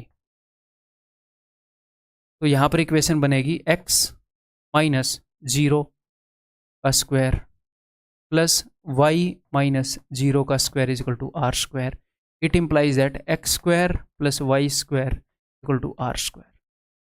अगर सर्कल का सेंटर ओरिजिन पर है तो उसकी इक्वेशन ऐसी दिखेगी। ऐसी दिखेगी, ऐसी दिखेगी। अगर मैं कल को आपको ये बोल दूं, एग्जाम्पल स्टार्टिंग से ही ले लेते हैं कि भाई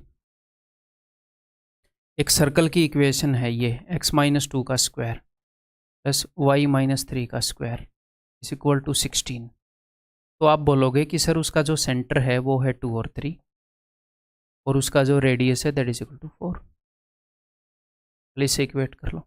इज इक्वल टू के उधर रेडियस का स्क्वायर होता है यहाँ पर, और यहाँ पर क्या होगा? उसका सेंटर। ठीक है, ऐसे ही अगर मैं आपको बोलूँ एक इक्वेशन है जो कि है x square plus y square is equal to 36, तो यहाँ पर देखकर आप समझ जाओगे कि भैया अगर इसका सेंटर ओरिजिन पर नहीं होता तो क्या होता? एच और के कुछ ना कुछ होता। एक्स का square minus 4x minus 6y ऐसी चीज़ें होती, ऐसे माइनस 7x माइनस 8y कुछ तो होता, कुछ नहीं है। तो इसका मतलब भैया इस यहाँ से देख कर ही पता लग रहा है कि सर्कल का सेंटर 0 0 पर है और उसका रेडियस जो है वो 6 है। क्लियर? आगे बढ़ जाऊं। अब स्टैंडर्ड इक्वेशन बनाते हैं जी। स्टैंडर्ड इक्वेशन का क्या मतलब है? डरने की ज़रूरत नहीं है। वो करते क्या हैं, वो जनरली बुक्स के अंदर इस चीज़ को खोल कर लिख दिया जाता है। जैसे एक लाइन की स्टैंडर्ड इक्वेशन क्या होती है? एक लाइन की स्टैंडर्ड इक्वेशन होती है ax plus b y plus c is equal to 0, ऐसे बोलते हैं ना। बस ऐसे ही इसको खोल कर लिख देंगे, कोई दिक्कत नहीं है। हमें पता है कि x माइनस एच का square plus y minus k का square is equal to are square. It implies that, पहले लिखो एक्स स्क्वायर, यहाँ से एक्स स्क्वायर मिलेगा, फिर यहाँ का वाई स्क्वायर लिखो प्लस वाई स्क्वायर, फिर यहाँ का लिखो माइनस 2hx, फिर यहाँ का लिखो माइनस 2ky। मैं क्यों ऐसे कर रहा हूँ? जिस तरीके से लिखा जाता है standard equation, minus 2ky plus H square plus के square equal to are square. ठीक,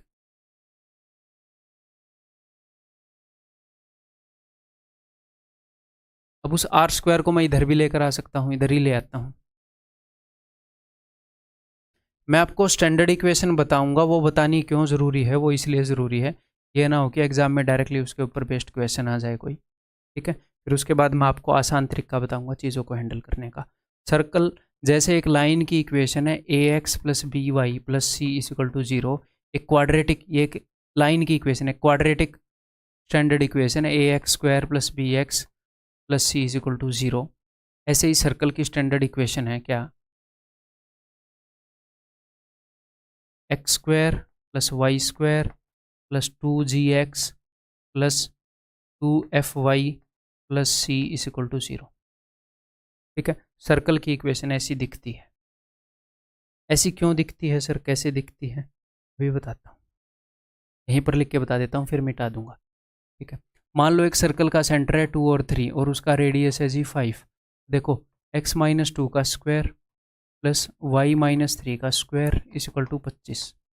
सॉल्व करते हैं। X square plus y square minus 4x, यहाँ से माइनस 6y प्लस यहाँ से 4, यहाँ से 9 और यहाँ से minus 25 equal to 0। It implies that x square plus y square minus 4x minus 6y, 9 और 4 13 हो जाएगा, ये हो जाएगा माइनस 12 इक्वल टू 0। तो फाइनली सॉल्व करने के बाद सर्कल की इक्वेशन कैसी दिख रही है, ऐसी। इसको कंपेयर करो उससे, x square y square, x square y square, एक एक्स के साथ कुछ है, एक्स के साथ कुछ है, फिर वाई के साथ कुछ है, वाई के साथ कुछ है, और फिर एक कांस्टेंट टर्म है। जो भी ये H square k square are square को जोड़ घटाकर जो भी आया वो कांस्टेंट टर्म। ठीक है, तो मान लो कल को ये ना पूछ ले कि सीधा ये ना पूछ ले which of the following is standard equation of circle, तो या तो ये देगा वो, फिर या फिर वो ये देगा। ये दो ही फॉर्म है सर्कल की, या तो इसको बिना खोले दे देगा या इसको खोल कर दे देगा, ऐसे करके दे देगा। ठीक है, क्लियर। चलिए अब हम काम की बात पर आते हैं। देखो इक्वेशन को कैसे सॉल्व करेंगे। ठीक है, अब मुझे एक बात बताओ, अगर मैंने आपको ऐसे स्टैंडर्ड इक्वेशन दे दी सर्कल की, यानी कि अगर मैंने आपको, अब मैं आपको दो तरीके से सर्कल की इक्वेशन दे सकता हूं। कैसे? या तो मैं ऐसे दे दूंगा और बोलूंगा सर्कल का सेंटर वगैरह बताओ, वहीं पर बता देता हूं। या तो मैं आपको सर्कल की इक्वेशन ऐसे दे दूंगा, या मैं इसको खोलकर ऐसे दे दूंगा। ठीक है, अगर मैंने आपको ऐसे दे दी कि एक सर्कल की इक्वेशन है, सर्कल की इक्वेशन है x माइनस 2 का स्क्वायर प्लस y प्लस 3 का स्क्वायर इज इक्वल टू 16, और मैं आपको बोलूँ इसका सेंटर बताओ, तो आप बोलोगे कि सेंटर है 2, ये 2 था ना, और इसका साइन बदल लेना 2 माइनस 3। क्यों? क्योंकि यहाँ पर माइनस एच है, जब सेंटर एच था तो यहाँ पर माइनस एच है, और सेंटर ये कोऑर्डिनेट जब के था तो यहाँ पर माइनस के है, तो यहाँ पर जो भी होता है उसका साइन बदलते हैं। माइनस 2 है तो 2, और रेडियस क्या होएगा, इसका स्क्वायर रूट कर दोगे, क्योंकि यहाँ पर रेडियस का स्क्वायर है 4। अगर मैं इस फॉर्म में आपको इक्वेशन दूं और सर्कल के बारे में पूछूं कि सेंटर के कोऑर्डिनेट्स क्या हैं, रेडियस क्या है, बता दोगे? जी हाँ। तो अगर जब मैं आपको इस फॉर्म में इक्वेशन दूं, इस फॉर्म में इक्वेशन दूं, तो भी आप बताने के लायक होने चाहिए। कैसे? देखो, अब देखो, तो जो सेंटर के कोऑर्डिनेट्स हैं वो पता कैसे आएंगे। आपने करना क्या है, अगर आपको एक्स कोऑर्डिनेट चाहिए, सेंटर का एक्स कोऑर्डिनेट चाहिए, इस फॉर्म में जब इक्वेशन है, यहां पर देखो, यहां से अच्छा रहेगा। एक्स कोऑर्डिनेट है क्या, सेंटर का एक्स कोऑर्डिनेट क्या है, एच है, तो मैं यहां से एच को कैसे ले सकता हूं, एक्स के कोफिशिएंट को आधा करूं और उसका साइन बदल दूं। एक्स का कोफिशिएंट है -2h, आधा किया तो h और साइन बदल दूं। तो यहां पर सेंटर के कोऑर्डिनेट क्या होंगे, एक्स कोऑर्डिनेट होएगा, एक्स का कोफिशिएंट -4, इसको आधा करूंगा 2 तो -2, यानी कि साइन बदल के आधा कर दो। तो y का जो कोफिशिएंट है साइन बदल के आधा कर दो, तो सेंटर का y कोऑर्डिनेट आ जाएगा। ये आ गए h और k, यानी कि जो ये वाले टर्म है x और y वाले, इनके जो कोफिशिएंट है उनका साइन बदल के आधा कर दो, आधा करके साइन बदल दो, एक ही बात है। अब सर रेडियस कैसे निकालेंगे?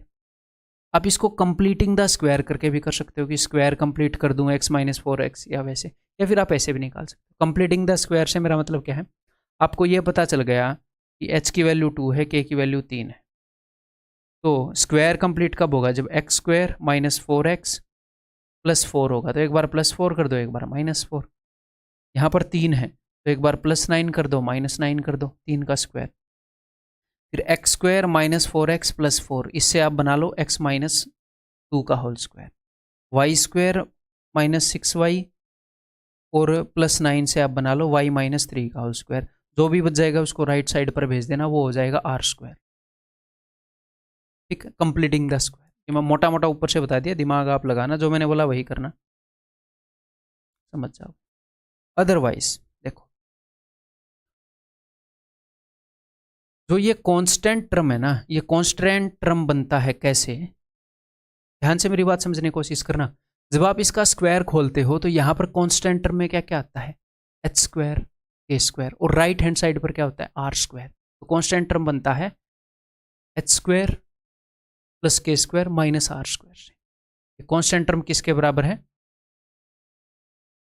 एच स्क्वायर प्लस के स्क्वायर माइनस आर स्क्वायर। इस आर को इधर ले आओ, r square is equal to h square plus के स्क्वायर माइनस सी, ऐसे भी आप निकाल सकते हो आर की। तो ये करते क्यों हैं, कैसे होता है, उम्मीद है आपको ये समझ में आ रहा होगा, मैंने आपको सीधा रटवाया नहीं। ठीक है, तो देखो अब क्या करोगे, ये वाली इक्वेशन दिखते ही आप सेंटर निकाल सकते हो। जी हाँ, एक्स के कोफिशिएंट आधा करके साइन बदल दूंगा, इसके कोफिशिएंट का आधा कर दूंगा और साइन को चेंज करके लिख दूंगा। फिर एच और के आ गए और एक सी आ गया। अगर आपको आर की वैल्यू निकालनी है तो सिंपली ये जो एच और के आए है ना, दो का इनका स्क्वायर कर दो, 3 का स्क्वायर कर दो 9, और इस कांस्टेंट को घटा देना। घटाना है इसको, कई बार ये इस 12 को उधर दे देगा, लेकिन स्टैंडर्ड फॉर्म में ये इधर आएगा, इसको इधर लेकर आना है। ये ना हो इसने 12 उधर दे रखा हो और फिर घटाओ। ठीक है, तो सी की वैल्यू यहाँ पर है -12, उधर दे देगा तो +12 हो गया, इजिकल टू के इधर लेकर आना है -12, -12 को घटाओगे तो माइनस माइनस प्लस, तो 9 और 4 13 और 12 25, √25 यानी कि 5 आ गया ना, रेडियस 5, जो कि हमने 5 माना। ठीक, क्लियर है। तो ये सब कुछ सर्कल का यहाँ पर हो गया अपना। ठीक, हाँ ये चीज़ आप अपनी भाषा में लिख लो कि जो एच की वैल्यू है that is negative half of coefficient of X, A की वैल्यू है negative half of coefficient of. निकालना कैसे मैंने बता दिया, अब मैं इसको रब कर रहा हूँ और मैं पानी पी रहा हूँ, बहुत ज़्यादा देर हो गया भाई। ये क्वेश्चन आप बिना पहुँच किए करो ये।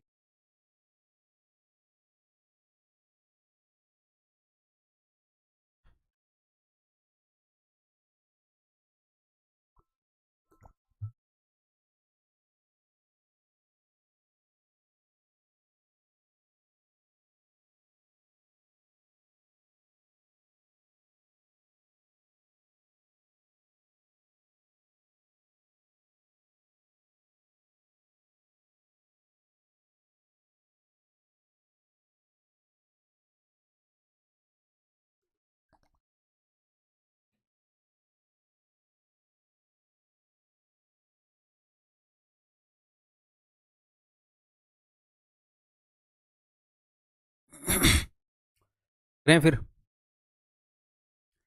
Find the equation of the circle whose centre and radius are this. तो बहुत ही ईजी है आपके लिए, आप ऐसे कर लोगे, x-2 का होल स्क्वायर प्लस y -3, तो y +3 हो जाएगा, whole square is equal to 25। तो देखो पहले आप लिख दो एक्स स्क्वायर, फिर लिख दो इसमें y का स्क्वायर, फिर यहाँ से -4x, फिर यहाँ से +6y, फिर यहाँ से क्या आ जाएगा +4, यहाँ से +9 और -25 इज इक्वल टू 0। यहाँ से आ जाएगा -12, बस इस फॉर्म में लिखी होगी अगर होगी तो। ये ए का उत्तर आ गया। अब हम कर रहे हैं बी का उत्तर।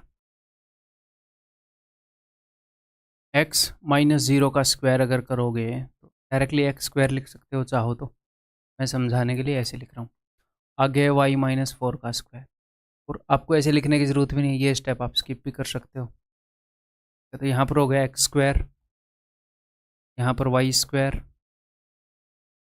फिर आगे यहाँ से तो कुछ आना है नहीं, यहीं से आएगा -8y प्लस का 16 माइनस का 49 इज इक्वल टू 0। इन दोनों की जगह लिखा होगा -33। ठीक है, तो आगे ये दोनों मैंने आपको दे दिए हैं जी HW, कर ही लोगे आप, बेसिक सी बात है। HW को अभी कर लो, ठीक है, जाने बन के आगे निकल जाएंगे कई बच्चे, अभी कर लो इसको, इसी प्रैक्टिस करने में कुछ नहीं होगा तुम्हारा। Find the centre and radius of each of the following circles. Centre निकालना है और रेडियस निकालना है। तो यहाँ पर तो आप देख ही पा रहे हो कि ये जो है ये x-0 का होल स्क्वायर टाइप है, सिर्फ एक्स स्क्वायर है। तो सेंटर हो गया एक तो 0 और ये +2 है तो साइन बदलना है, एक -2, ठीक है। और रेडियस क्या हो जाएगा जी, उधर 3 का स्क्वायर है तो रेडियस हो गया। ये तो हो गया सॉल्व। बी देखते हैं। यहाँ पर मैंने क्या बताया, एक्स कोऑर्डिनेट चाहिए तो एक्स के कोफिशिएंट का साइन बदल दो और हाफ कर दो, यानी कि 1, और ऐसे ही वहाँ से आ जाएगा -2, हाफ करके साइन। और अगर मुझे चाहिए radius, that is equal to √ इसका स्क्वायर 1 का स्क्वायर 1, इसका स्क्वायर 4, और इसमें से कांस्टेंट टर्म घटा दूंगा, लेकिन कब, जब मैं इसको यहाँ पर ला चुका हूँ, ये यहाँ पर आ जाएगा तो -31 है। ये नहीं है कि -31 लिख दिया फिर बोल रहे हैं रेडियस तो नेगेटिव आ गया, ऐसे। तो -31 घटाना है तो माइनस माइनस प्लस, ये आ जाएगा जी 6, ठीक। यहाँ से डायरेक्टली मैं देख पा रहा हूँ कि -1 और 1 ये हो जाएंगे जी, इनका साइन बदलना है यहाँ से, और रेडियस इज इक्वल टू आगे।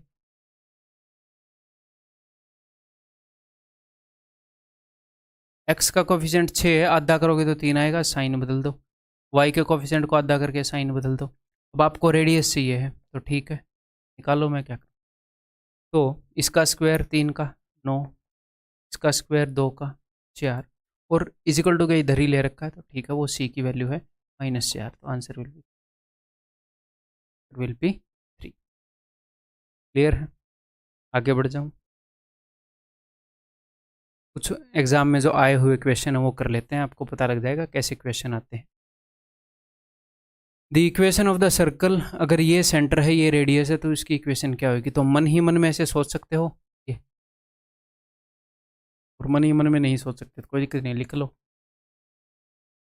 और रेडियस क्या है जी, देखो x² + y² -x N +4y, यहीं से अगर क्या पता सारे ही कट जाएं, माइनस का 2x आएगा, नंबर ही कट जाएंगे ऐसे, माइनस का ये प्लस का 2x गया, -2x के बाद +4y, दोनों में करना ही पड़ेगा। इसका स्क्वायर है 1, इसका स्क्वायर है 4, ये इधर -16 आ जाएगा, 16 में से 5 गए, -11, इजिकल टू के इधर -11 होएगा, उधर +11, ये वाला होएगा।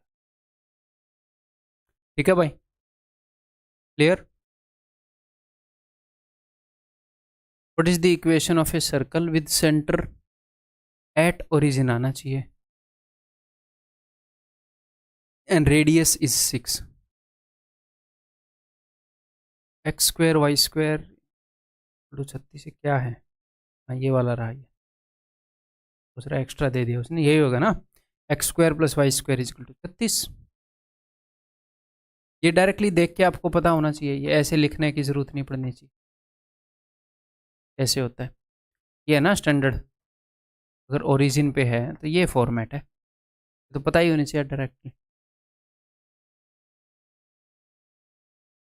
Equation of a circle C1 की इक्वेशन ये है, यहाँ से देखते ही हमें डायरेक्टली पता चल रहा है कि सेंटर 0 0 है, रेडियस 2 है। The equation of a circle C2 is this, यहाँ से भी हम निकाल लेंगे, ठीक है। तो C1 के लिए निकालते हैं, पहले पूछ क्या रहा है ये देखते हैं। What is the number of common tangents, तो कॉमन टेंजेंट कितने होते हैं कैसे पता चलता है, अगर दोनों सर्कल ऐसे दूर दूर हों तो 4 कॉमन टेंजेंट होते हैं, अगर दोनों सर्कल ऐसे टच कर रहे हों तो 3 कॉमन टेंजेंट होते हैं, टच कर रहे हो तो 3, अगर दोनों सर्कल ऐसे इंटरसेक्टिंग हो तो 2 ही कॉमन टेंजेंट हो सकते हैं, लेकिन एक सर्कल ऐसे पूरा ही घुस गया दूसरे सर्कल के अंदर, एक ही कॉमन टेंजेंट होगा, लेकिन ऐसे इंटरनली टच कर रहा हो तो एक होगा, पूरा ही घुस गया तो एक भी नहीं होगा कॉमन टेंजेंट दोनों का। तो हमें बेसिकली ये देखना है कि भैया ये सर्कल इंटरसेक्ट कर रहे हैं, टच कर रहे हैं, क्या कर रहे हैं, तो वो कैसे पता चलेगा, वो पता चलेगा, देखो अगर मान लो इस सर्कल का रेडियस है 4 और इस सर्कल का रेडियस है 3, अगर ये एक दूसरे को टच करेंगे तो इनके सेंटर के बीच में कितने का डिस्टेंस होएगा, 4 और 3 7। अगर मैं बोलूँ कि इन दोनों के सेंटर के बीच में 10 का डिस्टेंस है तो आपको ये पता चल जाएगा कि अच्छा 10 का डिस्टेंस है, 4 और 3 7, यानी कि एक दूसरे से 3 यूनिट दूर है, यानी कि इनके रेडियस का जो सम है उसके बराबर डिस्टेंस हुआ। ये चीज़ें रटने की नहीं है, टेंजोमेट्री में हमने की है, वैसे रटने की चीज़ें नहीं है ये, कॉमन सेंस। ठीक है, मतलब तुरंत आप ऑब्जर्व कर सकते हो, मैं रट के नहीं रख रहा कि ऐसे हुआ तो ऐसे नहीं, तुरंत 1 सेकंड लगता है, ऑब्जर्व कर सकते हैं, मन ही मन में सोच सकते हैं। तो 7 हुआ तो यानी कि भैया एक्सटर्नली टच कर रहे हैं, अगर 7 से ज़्यादा हुआ यानी कि दूर दूर हैं, अगर ये है कि 7 से कम हुआ डिस्टेंस सेंटर के बीच में तो इसका मतलब इंटरसेक्टिंग हो गए हैं। अगर ये हो गया कि उनके डिफरेंस सम के बराबर है, एक्सटर्नली टच कर रहे हैं। अगर ये टोटल कितना है 4 और ये कितना है 3, तो 4 में 3 गया 1। अगर डिफरेंस के बराबर डिस्टेंस है सेंटर्स में तो वो इंटरनली टच कर रहे हैं, डिफरेंस से भी कम है यानी कि अंदर घुस चुकी है सर्कल, बिल्कुल। तो ठीक है जी, ये करते हैं। तो सेंटर C1 के बारे में तो हमें कैसे पता चलेगा कि ये इंटरसेक्टिंग है नहीं है, कितने टेंजेंट बनेंगे? सिर्फ इनका रेडियस जान लेते हैं और इनके सेंटर के बीच में डिस्टेंस जान लेते हैं। ठीक है, तो इसका सेंटर कितना है?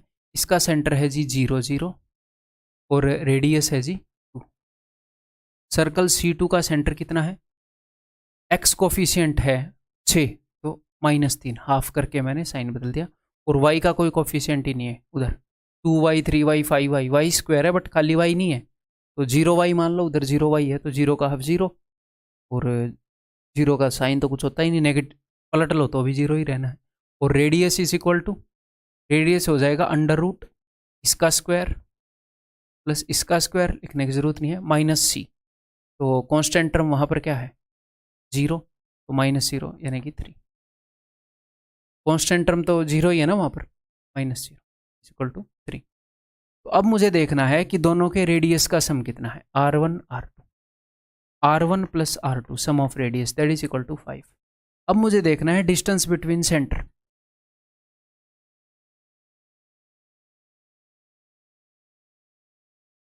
कैसे? डिस्टेंस फॉर्मूला से निकालोगे, ये इसका सेंटर है, ये इसका सेंटर है, एक्स कोऑर्डिनेट के बीच का फर्क 3 है, 3 का स्क्वायर 9, वाई कोऑर्डिनेट के बीच का फर्क 0 है, तो दैट इज इक्वल टू 3। तो सेंटर्स के बीच में 3 का डिस्टेंस है और रेडियस का सम है 5, तो सेंटर्स के बीच में जो डिस्टेंस है वो कम है। देखो अगर बराबर होता, एक का रेडियस 3 है एक का 2 है, अगर बराबर होता ऐसे 3 और 2, सेंटर के बीच का डिस्टेंस भी 5 होता और रेडियस का सम भी 5, तो यानी कि एक दूसरे को टच कर रहे हैं, लेकिन ये डिस्टेंस बिटवीन सेंटर कम है, यानी कि एक दूसरे के ऐसे अंदर घुस चुके हैं सर्कल, तो 2 ही कॉमन टेंजेंट होंगे। बढ़िया इक्वेशन है, इसमें कई कंसेप्ट उसने चेक कर लिया आपके, डिफिकल्ट नहीं है, कैलकुलेटिव भी नहीं है, कहाँ कैलकुलेशन है, कितनी कम, 0 ऐड करवा रहा है, 0 सब्ट्रैक्ट करवा रहा है, 9 का अंडर रूट लिवा रहा है, कुछ कर नहीं रहा, बट बढ़िया है, कई कंसेप्ट चेक कर लिए, तो 2 कॉमन टेंजेंट खींचे जा सकते हैं। ठीक है, क्लियर है, आगे बढ़ जाऊं। Find the radius of this circle, इस सर्कल का त्रिज्या पता करो। अभी पता कर देते हैं भैया। तो पहले तो वो सेंटर निकालना पड़ेगा, तो इसका सेंटर क्या है भाई, एक्स कोऑर्डिनेट 4 का हाफ और साइन पलट दिया, वाई कोफिशिएंट का हाफ किया और साइन पलट दिया, तो रेडियस हो जाएगा अंडर रूट 2 का स्क्वायर 4, इस -3 का स्क्वायर 9, और कांस्टेंट टर्म को इधर ले आना ताकि ये -12 हो जाए, अब माइनस माइनस प्लस, ये हो जाएगा 5। ठीक, फिर एग्जाम में पूछा गया क्वेश्चन। अब ये यहाँ पर बनते नहीं ये क्वेश्चन पूछने, बट मैंने पूछ ली है क्योंकि एग्जाम में ये बहुत ज़्यादा पूछे जा रहे हैं आजकल। तो देखो,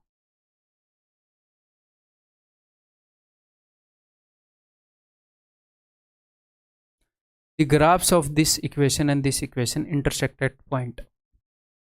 हालांकि ये मैं आपको इक्वेशन टॉपिक के अंदर करवा चुका हूँ, बट एक बार चलो 2 क्वेश्चन ही करवा रहा हूँ ऐसे रिविजन, क्योंकि इक्वेशन काफ़ी पूछे जा रहे हैं। इस इक्वेशन का और इस इक्वेशन का ग्राफ एक पॉइंट पर इंटरसेक्ट करता है, पॉइंट पी पर, अल्फा बीटा पी जिसके कोऑर्डिनेट है alpha beta, what is the value of this.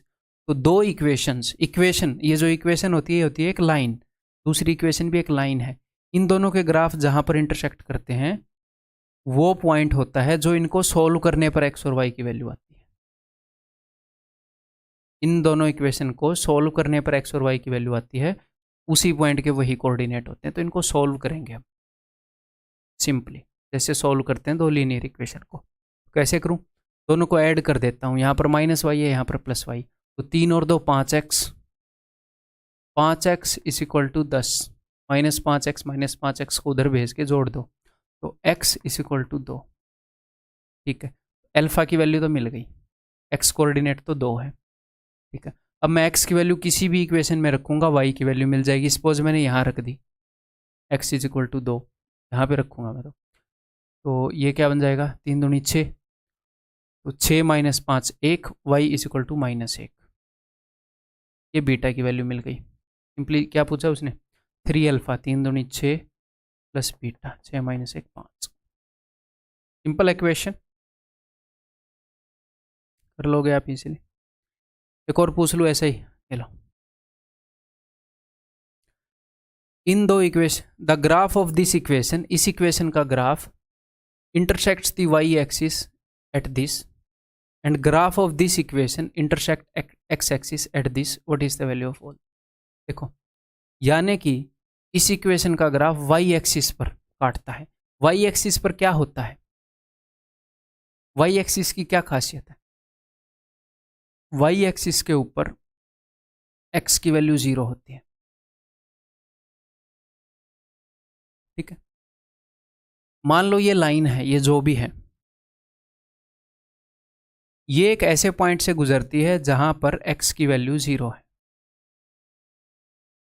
ठीक है, तो x इज इक्वल टू 0 को ये सेटिस्फाई कर रही होगी। जहां पर y एक्सिस पर x की वैल्यू 0 है, y एक्सिस की इक्वेशन क्या होती है, y एक्सिस को लिखते कैसे हैं, y एक्सिस को लिखते हैं x is equal to 0, y axis की ये इक्वेशन है, x इज इक्वल टू 0। कुछ क्वेश्चन के अंदर हमने देखी भी, ध्यान हो तो अभी दिखाई देता हूँ,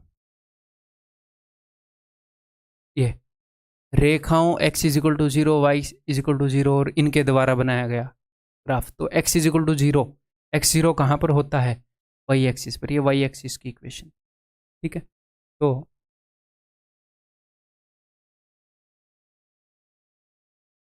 इसकी इक्वेशन क्या है y एक्सिस की, x इज इक्वल टू 0। तो x तो 0 है, जहाँ पर ये दोनों इंटरसेक्ट कर रहे हैं वहाँ पर x तो 0 है, y की वैल्यू और निकाल लो।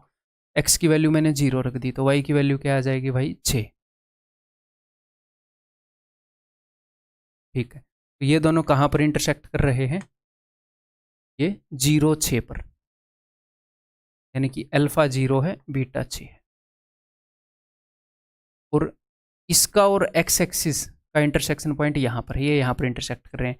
x एक्सिस यानी कि जहाँ पर y 0 है, यहाँ पर y की वैल्यू 0 पुट कर दो, तो x की वैल्यू क्या आ जाएगी, x की वैल्यू आ जाएगी जी, y को 0 पुट कर देंगे तो 15/6 यानी कि 5/2 यानी कि 2.5।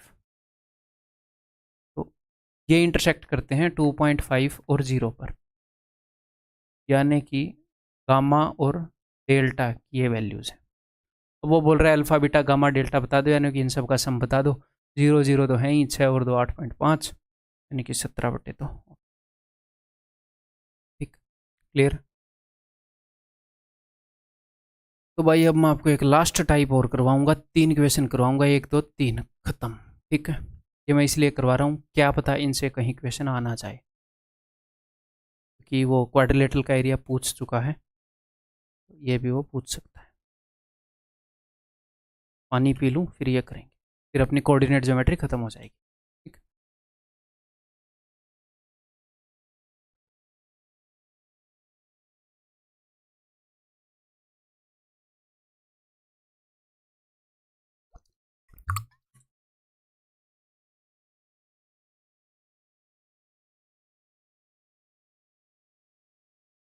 पानी की बोतल लेके रखा करो, जब मैं पानी पीऊँ आप भी पी लिया करो। ठीक है, चलिए नेक्स्ट है टाइप्स ऑफ क्वाड्रिलेटरल। हमने ऐसे क्वेश्चन किए जब उसने पूछा टाइप ऑफ ट्रायंगल, कि ट्रायंगल कैसी है, ट्रायंगल का एरिया क्या है, क्वाड्रिलेटरल का एरिया की है, 2 हिस्सों में बांट लो, दोनों ट्रायंगल का एरिया जोड़ दो। अब टाइप ऑफ क्वाड्रिलेटरल के क्वेश्चन भी आ सकते हैं, तो हमें कैसे पता चलेगा, देखो वो आपको किसी भी क्वाड्रिलेटरल के 4 वर्टिसेस देगा ऐसे, और फिर वो आपसे पूछेगा कि किस टाइप की क्वाड्रिलेटरल है। तो जो अपने सिलेबस में रिलेवेंट रहेंगी वो इस टाइप की क्वाड्रिलेटरल रहेंगी जो मैंने आपको बता रखी है। तो आप कैसे पता करोगे? देखो, सपोज उसने कोई भी वर्टिसेस दे दिए ऐसे, इसके भी बता दिए, इसके भी, इसके भी, इसके भी, ठीक है। तो सबसे पहले आप क्या करोगे, आप चारों साइड्स की लंबाई पता करोगे। ट्रायंगल में भी हम यही कर रहे थे ना, ट्रायंगल में भी हम यही कर रहे थे, चारों साइड्स की लंबाई पता कर रहे थे। ओके, तो कई तरीके हैं इस क्वेश्चन को करने के, मैं कोई भी एक ऑप्टिमम तरीका मैं आपको बता देता हूँ। तो आप डिस्टेंस फॉर्मूला लगाकर इसकी लंबाई पता करोगे, क्योंकि इन दोनों के कोऑर्डिनेट गिवन है। पता कर सकते हो? जी हाँ, डिस्टेंस फॉर्मूला लगाकर इस लाइन की लंबाई पता कर सकते हो, कर सकते हैं। इस लाइन की लंबाई, क्योंकि चारों के कोऑर्डिनेट गिवन है, पता कर सकते हैं जी। अगर ऑपोजिट साइड्स इक्वल निकली, मान लो ये और ये इक्वल निकली, ये और ये इक्वल निकली, तो इसका मतलब वो एक पैरेललोग्राम है, ठीक है, वो एक पैरेललोग्राम है। अगर सिर्फ ऑपोजिट इक्वल निकली कि ये आपस में इक्वल है, ये आपस में इक्वल है, बट आपस में इक्वल नहीं है, ये दोनों इक्वल है, ये दोनों इक्वल है, बट आपस में इक्वल नहीं है, चारों इक्वल नहीं है, सिर्फ ऑपोजिट इक्वल निकली, तो यानी कि या तो ये वाला है या ये वाला, या तो रेक्टेंगल है, आयत है, या पैरेललोग्राम है, समांतर चतुर्भुज। अगर चारों इक्वल निकली तो या तो ये होगा या ये होगा, या तो स्क्वायर होगा, वर्ग होगा, या रोम्बस होगा, समभुज होगा, ठीक है। सर अगर ऐसा नहीं हुआ तो फिर मैं इसके बारे में बताऊंगा, टेंशन मत लो, सब बताऊंगा, ठीक है। तो आपके पास दो चॉइस आ जाएंगी अगर अपने साइड्स की सिर्फ लंबाइयाँ निकाल ली, ठीक है, या मैं ये करूं या ये करूं। अब उसके बाद आप दो काम कर सकते हो, वैसे तो 3 काम कर सकते हो, एक बार सोच लो कौन सा बेटर रहेगा। एक के लिए आपको स्लोप निकालना पड़ेगा, चलो मैं सिखा ही देता हूँ स्लोप निकाल। देखो, मैं आपको तीनों काम जो मेरे दिमाग में आ रहे हैं वो मैं तीनों बता देता हूँ। पहला काम मेरे दिमाग में आ रहा है, देखो इन दोनों में खासी समानता क्या है, सेम चीज़ क्या है कि ऑपोजिट साइड्स की लंबाई सेम है, ओके। बट क्या चीज़ इनको अलग करेगी, इसका यहाँ पर एंगल 90 है, यहाँ पर इसका एंगल 90 नहीं है। तो आप क्या कर सकते हो, कोई भी एक डायगोनल निकाल लो, कोई भी एक डायगोनल की लंबाई, क्योंकि ये वो गिवन है, इनके वर्टिस, इनके कोऑर्डिनेट्स गिवन है, ठीक है। फिर आप देखोगे कि पाइथागोरस थ्योरम फॉलो हो रहा है कि नहीं, सिंपल। इनकी जब आप लंबाइयाँ निकालोगे, लंबाई आ गई इनकी, आपने डायगोनल की लंबाई निकाल ली, तो अगर पाइथागोरस थ्योरम फॉलो हो रहा है तो यानी कि एक राइट एंगल है। अगर एक एंगल राइट हो गया तो पैरेललोग्राम के चारों राइट है, तो यानी कि ये उत्तर है। अगर पाइथागोरस थ्योरम फॉलो नहीं हो रहा तो ये उत्तर है। तरीका नंबर 1। दूसरा तरीका क्या है, दोनों डायगोनल निकाल लो, ये वाला भी और ये वाला भी। सर क्यों? क्योंकि इसके दोनों डायगोनल सेम होंगे, इसका एक डायगोनल दूसरे से बड़ा होगा, तो पाइथागोरस थ्योरम वाला बेटर है, क्योंकि इसमें एक ही डायगोनल निकालना पड़ रहा है। और उसमें दूसरा काम क्या करके देखना पड़ रहा है कि इन दोनों के सम के बराबर ये है कि। दो तरीके हो गए। तीसरा एक और तरीका है क्या, स्लोप निकालने का। अब ये स्लोप क्या है वो मैं आपको बताता हूँ, देखो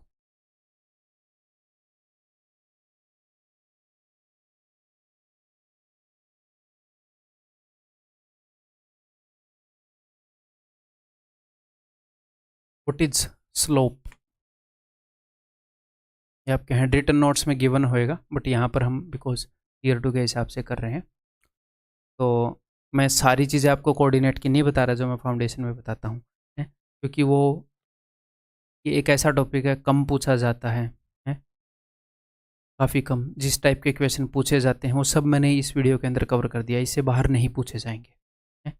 बट फाउंडेशन में जो अपनी 9-10th के लेवल का है एटलीस्ट उतना कराना होता है, क्योंकि वो हो सकता है पूछा ना जा रहा हो बट वो सिलेबस में है, ठीक है। तो ये नहीं है कि फाउंडेशन के सारे कंसेप्ट कराऊंगा, खाली इस टॉपिक में एक आधे टॉपिक में ऐसे एक्सेप्शन होती है, ठीक है। तो स्लोप मैं आपको बताता हूँ। स्लोप होता है, आपने पार्क में झूले देखे हैं जिन पे बच्चे ऐसे झूलते हैं, यहाँ से सीढ़ी लगी होती है, जाते हैं और झूलते हैं, ठीक है।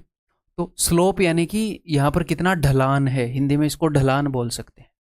अगर किसी झूले का स्लोप ऐसा हुआ, ऐसा, तो बच्चा बहुत स्पीड से आएगा, हो सकता है दांत भी टूट जाए आगे, है?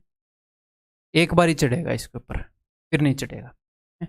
और अगर किसी झूले का स्लोप ऐसे कर दूं, तो बच्चा चढ़ेगा वो फिसलेगा ही नहीं, ऐसे ही सरकता हुआ जाएगा, पैरों को ऐसे करते हुए जाते हैं। ये बढ़िया स्लोप है अपना, ठीक ठाक सा स्लोप है। तो स्लोप है ये ढलान, ठीक है। तो ये ढलान कैसे निकलता है मैं आपको बताऊं।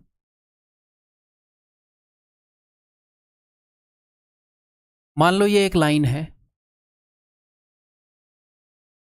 ये एक लाइन है। स्लोप होता है क्या, स्लोप होता है कि ये लाइन एक्स एक्सिस की पॉजिटिव डायरेक्शन, पॉजिटिव डायरेक्शन कौन सी है वो, उसके साथ क्या एंगल बना रही है, ये थीटा। ये एंगल बड़ा हुआ तो स्लोप ज्यादा है, ये एंगल डिसाइड करता है कि कितने एंगल पर लाइन झुकी हुई, ठीक। तो अभी मैं आपको स्लोप के बारे में सिर्फ उतनी बातें बताऊंगा जो हमारे लिए जाननी जरूरी है, ठीक है। तो अगर हमें किसी भी लाइन के दोनों एंड पॉइंट्स पता हो, दोनों एंड पॉइंट्स के कोऑर्डिनेट पता हो x1 y1 upon x2 y2, तो इसका स्लोप हम निकाल सकते हैं। तो इसका स्लोप होएगा क्या, y2 माइनस y1, जो y कोऑर्डिनेट्स हैं उनके बीच का डिफरेंस। अगर मैंने इस y कोऑर्डिनेट में से इस y कोऑर्डिनेट को घटाया है तो इस x कोऑर्डिनेट में से इस x कोऑर्डिनेट को घटाना पड़ेगा, x2 माइनस x1। आप ऐसे भी कर सकते हो y1 माइनस y2, फिर ऐसे x1 माइनस x2 करना पड़ेगा, ऊपर y कोऑर्डिनेट्स का डिफरेंस, लेकिन आपने इसमें से इसको घटाया तो फिर इसमें से इसको घटाना पड़ेगा, ओके। और साइन भी मैटर करता है। स्लोप को हम रिप्रेजेंट करते हैं m से, ठीक है, ओके, क्लियर है भाई। अब अगर दो लाइनें पैरेलल हैं तो पैरेलल लाइंस के स्लोप सेम होते हैं। Slope of parallel lines are equal, या फिर मैं ऐसे बोलूं, इसको अलग तरीके से बताते हैं। मान लो दो लाइनें हैं, एक का स्लोप है m1 और एक का स्लोप है m2 है। लाइन 1 का स्लोप है m1 और लाइन 2 का स्लोप है m2। अगर ये लाइनें पैरेलल हुई, अगर ये लाइनें पैरेलल हुई तो it implies that m1 is equal to m2, यानी कि दो लाइनें अगर ऐसे पैरेलल होंगी तो उनका स्लोप तो सेम ही होएगा ना भैया, वो सेम ही एंगल बनाएंगे ना, यहाँ पर ऐसे सेम ही एंगल बनाएंगे, कोरस्पॉन्डिंग एंगल बन जाएंगे। अगर दो लाइनें परपेंडिकुलर हुई तो उनके स्लोप का प्रोडक्ट -1 होता है। क्यों होता है, कैसे होता है, इसकी डिटेल में नहीं जाएंगे, इजीली प्रूव की जा सकती हैं चीज़ें, डालने से ये चीज़ें आप ध्यान रखो, ये आपको पता होनी चाहिए। टाइप ऑफ क्वाड्रिलेटरल ऐसे बता पाएंगे। तो मैंने आपको दो तरीके बताए कि भैया दोनों डायगोनल की लंबाई निकाल लो, दोनों डायगोनल इक्वल हैं तो ये है, नहीं है तो ये है। ऐसे स्क्वायर और इसमें दोनों डायगोनल इक्वल है तो स्क्वायर है, नहीं तो ये है, ठीक है। अब तीसरा, आप स्लोप भी निकाल सकते हो। क्वाड्रिलेटरल के चारों वर्टिसेस आपको गिवन होंगे, आप इसका स्लोप निकाल लो, आप इसका स्लोप निकाल लो। अगर इन दोनों के स्लोप का प्रोडक्ट -1 आया यानी कि 90 बन रहा है तो ये वाली चीज़ है, नहीं तो ये वाली चीज़ है, पैरेललोग्राम में नहीं, टिड्डे वाला, ठीक है। अब जो मैंने आपको स्लोप का कंसेप्ट बताया वो इसके लिए भी बताया। अगर मान लो ये वाली फिगर हो तो अगर आपने चारों साइडों की लंबाइयाँ निकाली और आमने सामने वालियों की सेम नहीं हुई तो आप बोलोगे सर ये तो कोई भी नहीं है। फिर हम देखेंगे कि भैया आमने सामने वाली का स्लोप, इन दोनों का स्लोप इक्वल मिलेगा, फिर इन दोनों का नहीं मिलेगा। क्यों? क्योंकि अगर इन दोनों का स्लोप इक्वल मिला तो यानी कि ये पैरेलल हैं, और फिर इन दोनों का ही मिला तो यही पैरेलल हो जाएंगे, फिर ये पैरेललोग्राम होगा। पैरेललोग्राम हो गया तो आमने सामने वाली इक्वल आनी थी, किसी भी एक पेयर का स्लोप इक्वल मिले। इन प्रॉपर्टी के बेस पर हम हमेशा बता सकते हैं कि क्वाड्रिलेटरल कैसी है, हमेशा, हर तरह के क्वेश्चन करेंगे तो और बेटर समझ में आएगा। ये लो, ये लो, टेक द क्वेश्चन। तो भाई मैं क्वाड्रिलेटरल बना देता हूँ, ऐसे रैंडम कोई भी क्वाड्रिलेटरल बना देता हूँ। हो सकता है जैसे मैंने बनाई है वैसी एक्चुअल में इनसे नहीं बनती हो, दिल पर नहीं लेना। तो 1 और 2 जल्दी से डिस्टेंस फॉर्मूला लगाकर मैं इनकी लेंथ निकालूंगा, और मैं लेंथ नहीं निकालूंगा, मैं लेंथ का स्क्वायर निकालूंगा, ठीक। मैं अंडर रूट करने में टाइम खराब नहीं करूंगा। तो डिस्टेंस फॉर्मूला निकाल रहे हैं, इसकी लंबाई का स्क्वायर, -2 और 1 के बीच में 3 का गैप है 9, तो डिस्टेंस फॉर्मूला तो आप लगा ही सकते हो ना, तो मैं चुपचाप लगा रहा हूँ। 1 = 10, यहाँ पर आ जाएगा जी 9 और 9 इक्वल टू 18। 1 और 4 के बीच में 3 9 10, 2 और ये 3 का 9 18। इसकी लंबाई का स्क्वायर 18, इसकी लंबाई का स्क्वायर 18। मैं लंबाई नहीं निकाल रहा, लंबाइयों का स्क्वायर है, बट हम स्क्वायर भी इक्वेट कर लेंगे। अगर स्क्वायर इक्वल है तो लंबाइयाँ भी इक्वल होंगी। आमने सामने वाली भुजाएं इक्वल हैं, ठीक है जी, ओके। बट चारों आपस में इक्वल नहीं है। अगर चारों आपस में इक्वल नहीं है तो स्क्वायर कट गया, रोम्बस कट गया। चारों इक्वल होनी चाहिए इनमें तो। अब या तो पैरेललोग्राम है या रेक्टेंगल है, या समांतर चतुर्भुज है या आयत है, ठीक है, ओके जी। अब इन दोनों में से कौन सी है, तो मैंने कई तरीके बताए एलिमिनेट करने के। नंबर 1, कोई भी एक डायगोनल पता कर लो। सपोज मैंने ये वाला पता कर लिया, इसकी लंबाई वही करते हैं। एक्स कोऑर्डिनेट के बीच का फर्क 4 और -2, 6 का स्क्वायर 36, और 3 और -1, 4 का स्क्वायर 16। तो ये क्या आ जाएगा भैया, क्या आ जाएगा 52। तो अब आप देखो पाइथागोरस थ्योरम फॉलो हो रहा है कि नहीं। 18 और 10, बिकॉज ये लंबाइयों के स्क्वायर है। स्क्वायर मत करने लग जाना, 18 का स्क्वायर 10 का स्क्वायर ऑलरेडी स्क्वायर है। 18 और 10 का नहीं हो रहा है यार पाइथागोरस, तो इन दोनों का सम इसके बराबर नहीं हो रहा। तो ये रेक्टेंगल थोड़ी है, पैरेललोग्राम है, सिंपल ऐसे पता लगेगा। समझ में आ गई। स्लोप वगैरह की जरूरत नहीं होगी इस क्वेश्चन में, ट्रेपेजियम वाले में जरूरत हो जाए, इसलिए बताया, ठीक है, क्लियर है। अगर ये वाला डायगोनल पता करते तो ये पता लग जाता। अदरवाइज दूसरा तरीका क्या है, ये डायगोनल पता करो, ये डायगोनल पता करो, दोनों की लंबाई अगर इक्वल हुई तो रेक्टेंगल, नहीं हुई तो पैरेललोग्राम, क्योंकि रेक्टेंगल में दोनों डायगोनल इक्वल होते हैं, पैरेललोग्राम में एक लंबा होता है। तीसरा तरीका क्या, अब स्लोप की प्रैक्टिस यहाँ पर करवा दूँ। देखो इस लाइन का स्लोप पता करता हूँ, इस लाइन का वाई कोऑर्डिनेट्स के बीच में डिफरेंस। सपोज मैं नीचे वाले में से ऊपर वाला घटा रहा हूँ, 2 -1 3। अब x का, नीचे x वाला आएगा 1 -2, यहाँ का स्लोप है जी 1। अब यहाँ का स्लोप देखते हैं भैया, 3 -2 1, 4 -1 3। तो इनके दोनों के स्लोप की गुणा करो। इसका स्लोप 1 है, इसका स्लोप 1/3 है। क्या -1 आ रहा है, नहीं आ रहा। तो भैया दो अगर परपेंडिकुलर लाइन हुई तो -1 आएगा। अगर -1 आता तो यानी कि परपेंडिकुलर है, रेक्टेंगल, फिर डायगोनल निकालने की जरूरत नहीं थी। तो आप इन तरीकों से कर सकते हो ये काम, ठीक, क्लियर है। आगे बढ़ जाऊं, दुईठों प्रश्न और कर लेते हैं।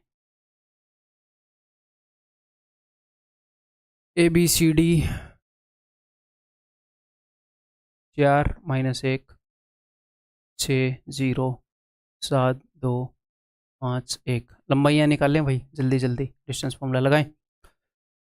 7 2 का फर्क 4, 1 का फर्क 1, 4 और 1 5, 7 और 6 में 1 और 4, ये भी आ गई 5, और 4 में 2 का स्क्वायर और 1, ये भी आ गई 5। तो 5 और 4 1 और 2 4, ये भी आ गई 5। चारों साइडें इक्वल हैं, यानी कि रेक्टेंगल तो नहीं है, रोम्बस भी हो सकता है, स्क्वायर भी हो सकता है नन ऑफ दीज भी हो। अब चारों साइडें ही इक्वल आ गई तो नन ऑफ दीज तो क्यों ही होएगा, अब इनमें से तो होना ही पड़ेगा, इसको मजबूरी है, ठीक है। अब नेक्स्ट क्या करेंगे, या तो कोई भी एक डायगोनल निकाल लो। जो मैंने यहाँ पर लगाए वो सब लगेंगे, मैं किसी एक से बता रहा हूँ, मैं एक डायगोनल निकाल रहा हूँ। तो एक डायगोनल की लंबाई हो जाएगी भाई ये, फिर देख लेंगे पाइथागोरस थ्योरम फॉलो हो रहा है कि नहीं। तो 6 और 5 के बीच में 1 का फर्क 1, और 0 और 4 के बीच में 1 का फर्क 1 2। इन दोनों का सम इसके बराबर तो नहीं आ रहा, 5 और 5 10।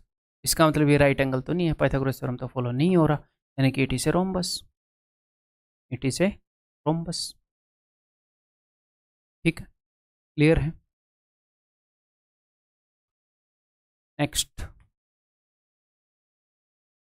The points these are coordinates of which quadrilateral. तो देख ले, 2 -2, और एक ऑर्डर में लेने हैं, या तो ऐसे लिखने लग जाओ या ऐसे, ऐसे रेंडमली नहीं लिखने हैं, पहले ही बता चुका हूँ। -1 और 1, 8 और 2 के बीच में 6 का फर्क 36, 6 का फर्क 36 इज इक्वल टू 72, 16 और 4 इज इक्वल टू 20, 25 और 25 इज इक्वल टू 50, 3 का स्क्वायर 9 और 9 इज इक्वल टू 18। आमने सामने वाली तो इक्वल नहीं है, नहीं है, ना कोई आपस में इक्वल है, तो ना तो ये स्क्वायर हुआ ना ये रोम्बस हुआ। अब हो सकता है ट्रेपेजियम हो या फिर ट्रेपेजियम भी ना हो, पर कैसे पता करोगे।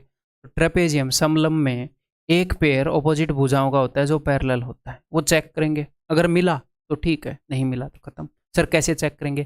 पैरेलल का स्लोप सेम होगा। तो सर ये वाली पैरेलल है या ये वाली, मुझे नहीं पता। पहले कोई भी एक चेक करेंगी, वो नहीं निकली तो दूसरी चेक करेंगे, तभी गारंटी होएगी। ठीक है, क्लियर है? चलिए जी, इसका स्लोप चेक कर लूँ। इसका Y axis 6 minus 1 5, 4 minus minus 1 5, इसका स्लोप तो जी 1 निकला। ओके, अब इसका स्लोप चेक करें। 4 माइनस 2,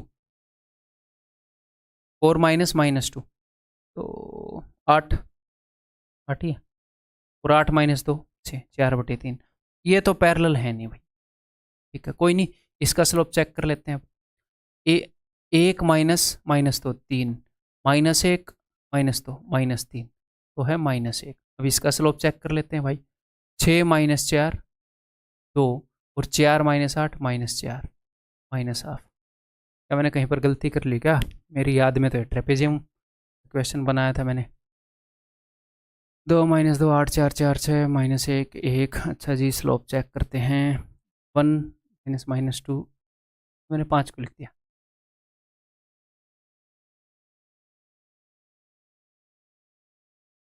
1 माइनस 2 3, -1 -2 -1। ठीक है, फिर भी बात नहीं बन रहा, और भी गलती करती। 1 माइनस माइनस 2 3, -1 -2 -3। तो फिर से चेक कर लेते हैं, और क्या क्या ही करें। का स्लोप भी मैंने -1 निकाल रखा है, ये हो सकता है यार। ओहो, ये मैंने इसका, सॉरी भाई सॉरी, ये मैंने इसी का निकाल दिया। उसका फिर से देखते हैं। 6 माइनस 1 5, 4 माइनस -1 5 है, तो ये 1 ही। क्या इधर गड़बड़ है क्या? 4 माइनस -2 6, 8 माइनस 2 6, हाँ इधर गड़बड़। इनकी हमें निकालने की ज़रूरत ही नहीं पड़ती इनकी, बट चलो निकल गई, थोड़ी सी प्रैक्टिस हो गई। ऑपोजिट वालियों का स्लोप बराबर है जी हाँ, यानी कि ये पैरेलल है, यानी कि ये ट्रेपेजियम है। अगर ये कोई भी स्लोप इक्वल नहीं था तो नन ऑफ दीज मारते, बट मुझे याद था कि ये ट्रेपेजियम वाला क्वेश्चन। ठीक, क्लियर? Way that's all. अपनी कोऑर्डिनेट ज्योमेट्री जो हो पूरी हो चुकी है, और उम्मीद है कि रटी हुई बच्चे फील करते हैं इसको, कि इस टॉपिक को रटना पड़ता है, वैसा फील नहीं हुआ होगा, आपको समझ में आया होगा वाकई में ज्योमेट्री की तरह। ठीक, दैट्स ऑल। अगली वीडियो के अंदर मिलता हूँ। इसका जो फीडबैक है प्लीज़, रिक्वेस्ट है, दे दिया करो। ठीक है, आपको कैसा लगा पढ़कर वो बताया, वो फ्यूल है अपना। ठीक है, टेलीग्राम आउट ग्रुप में बताना।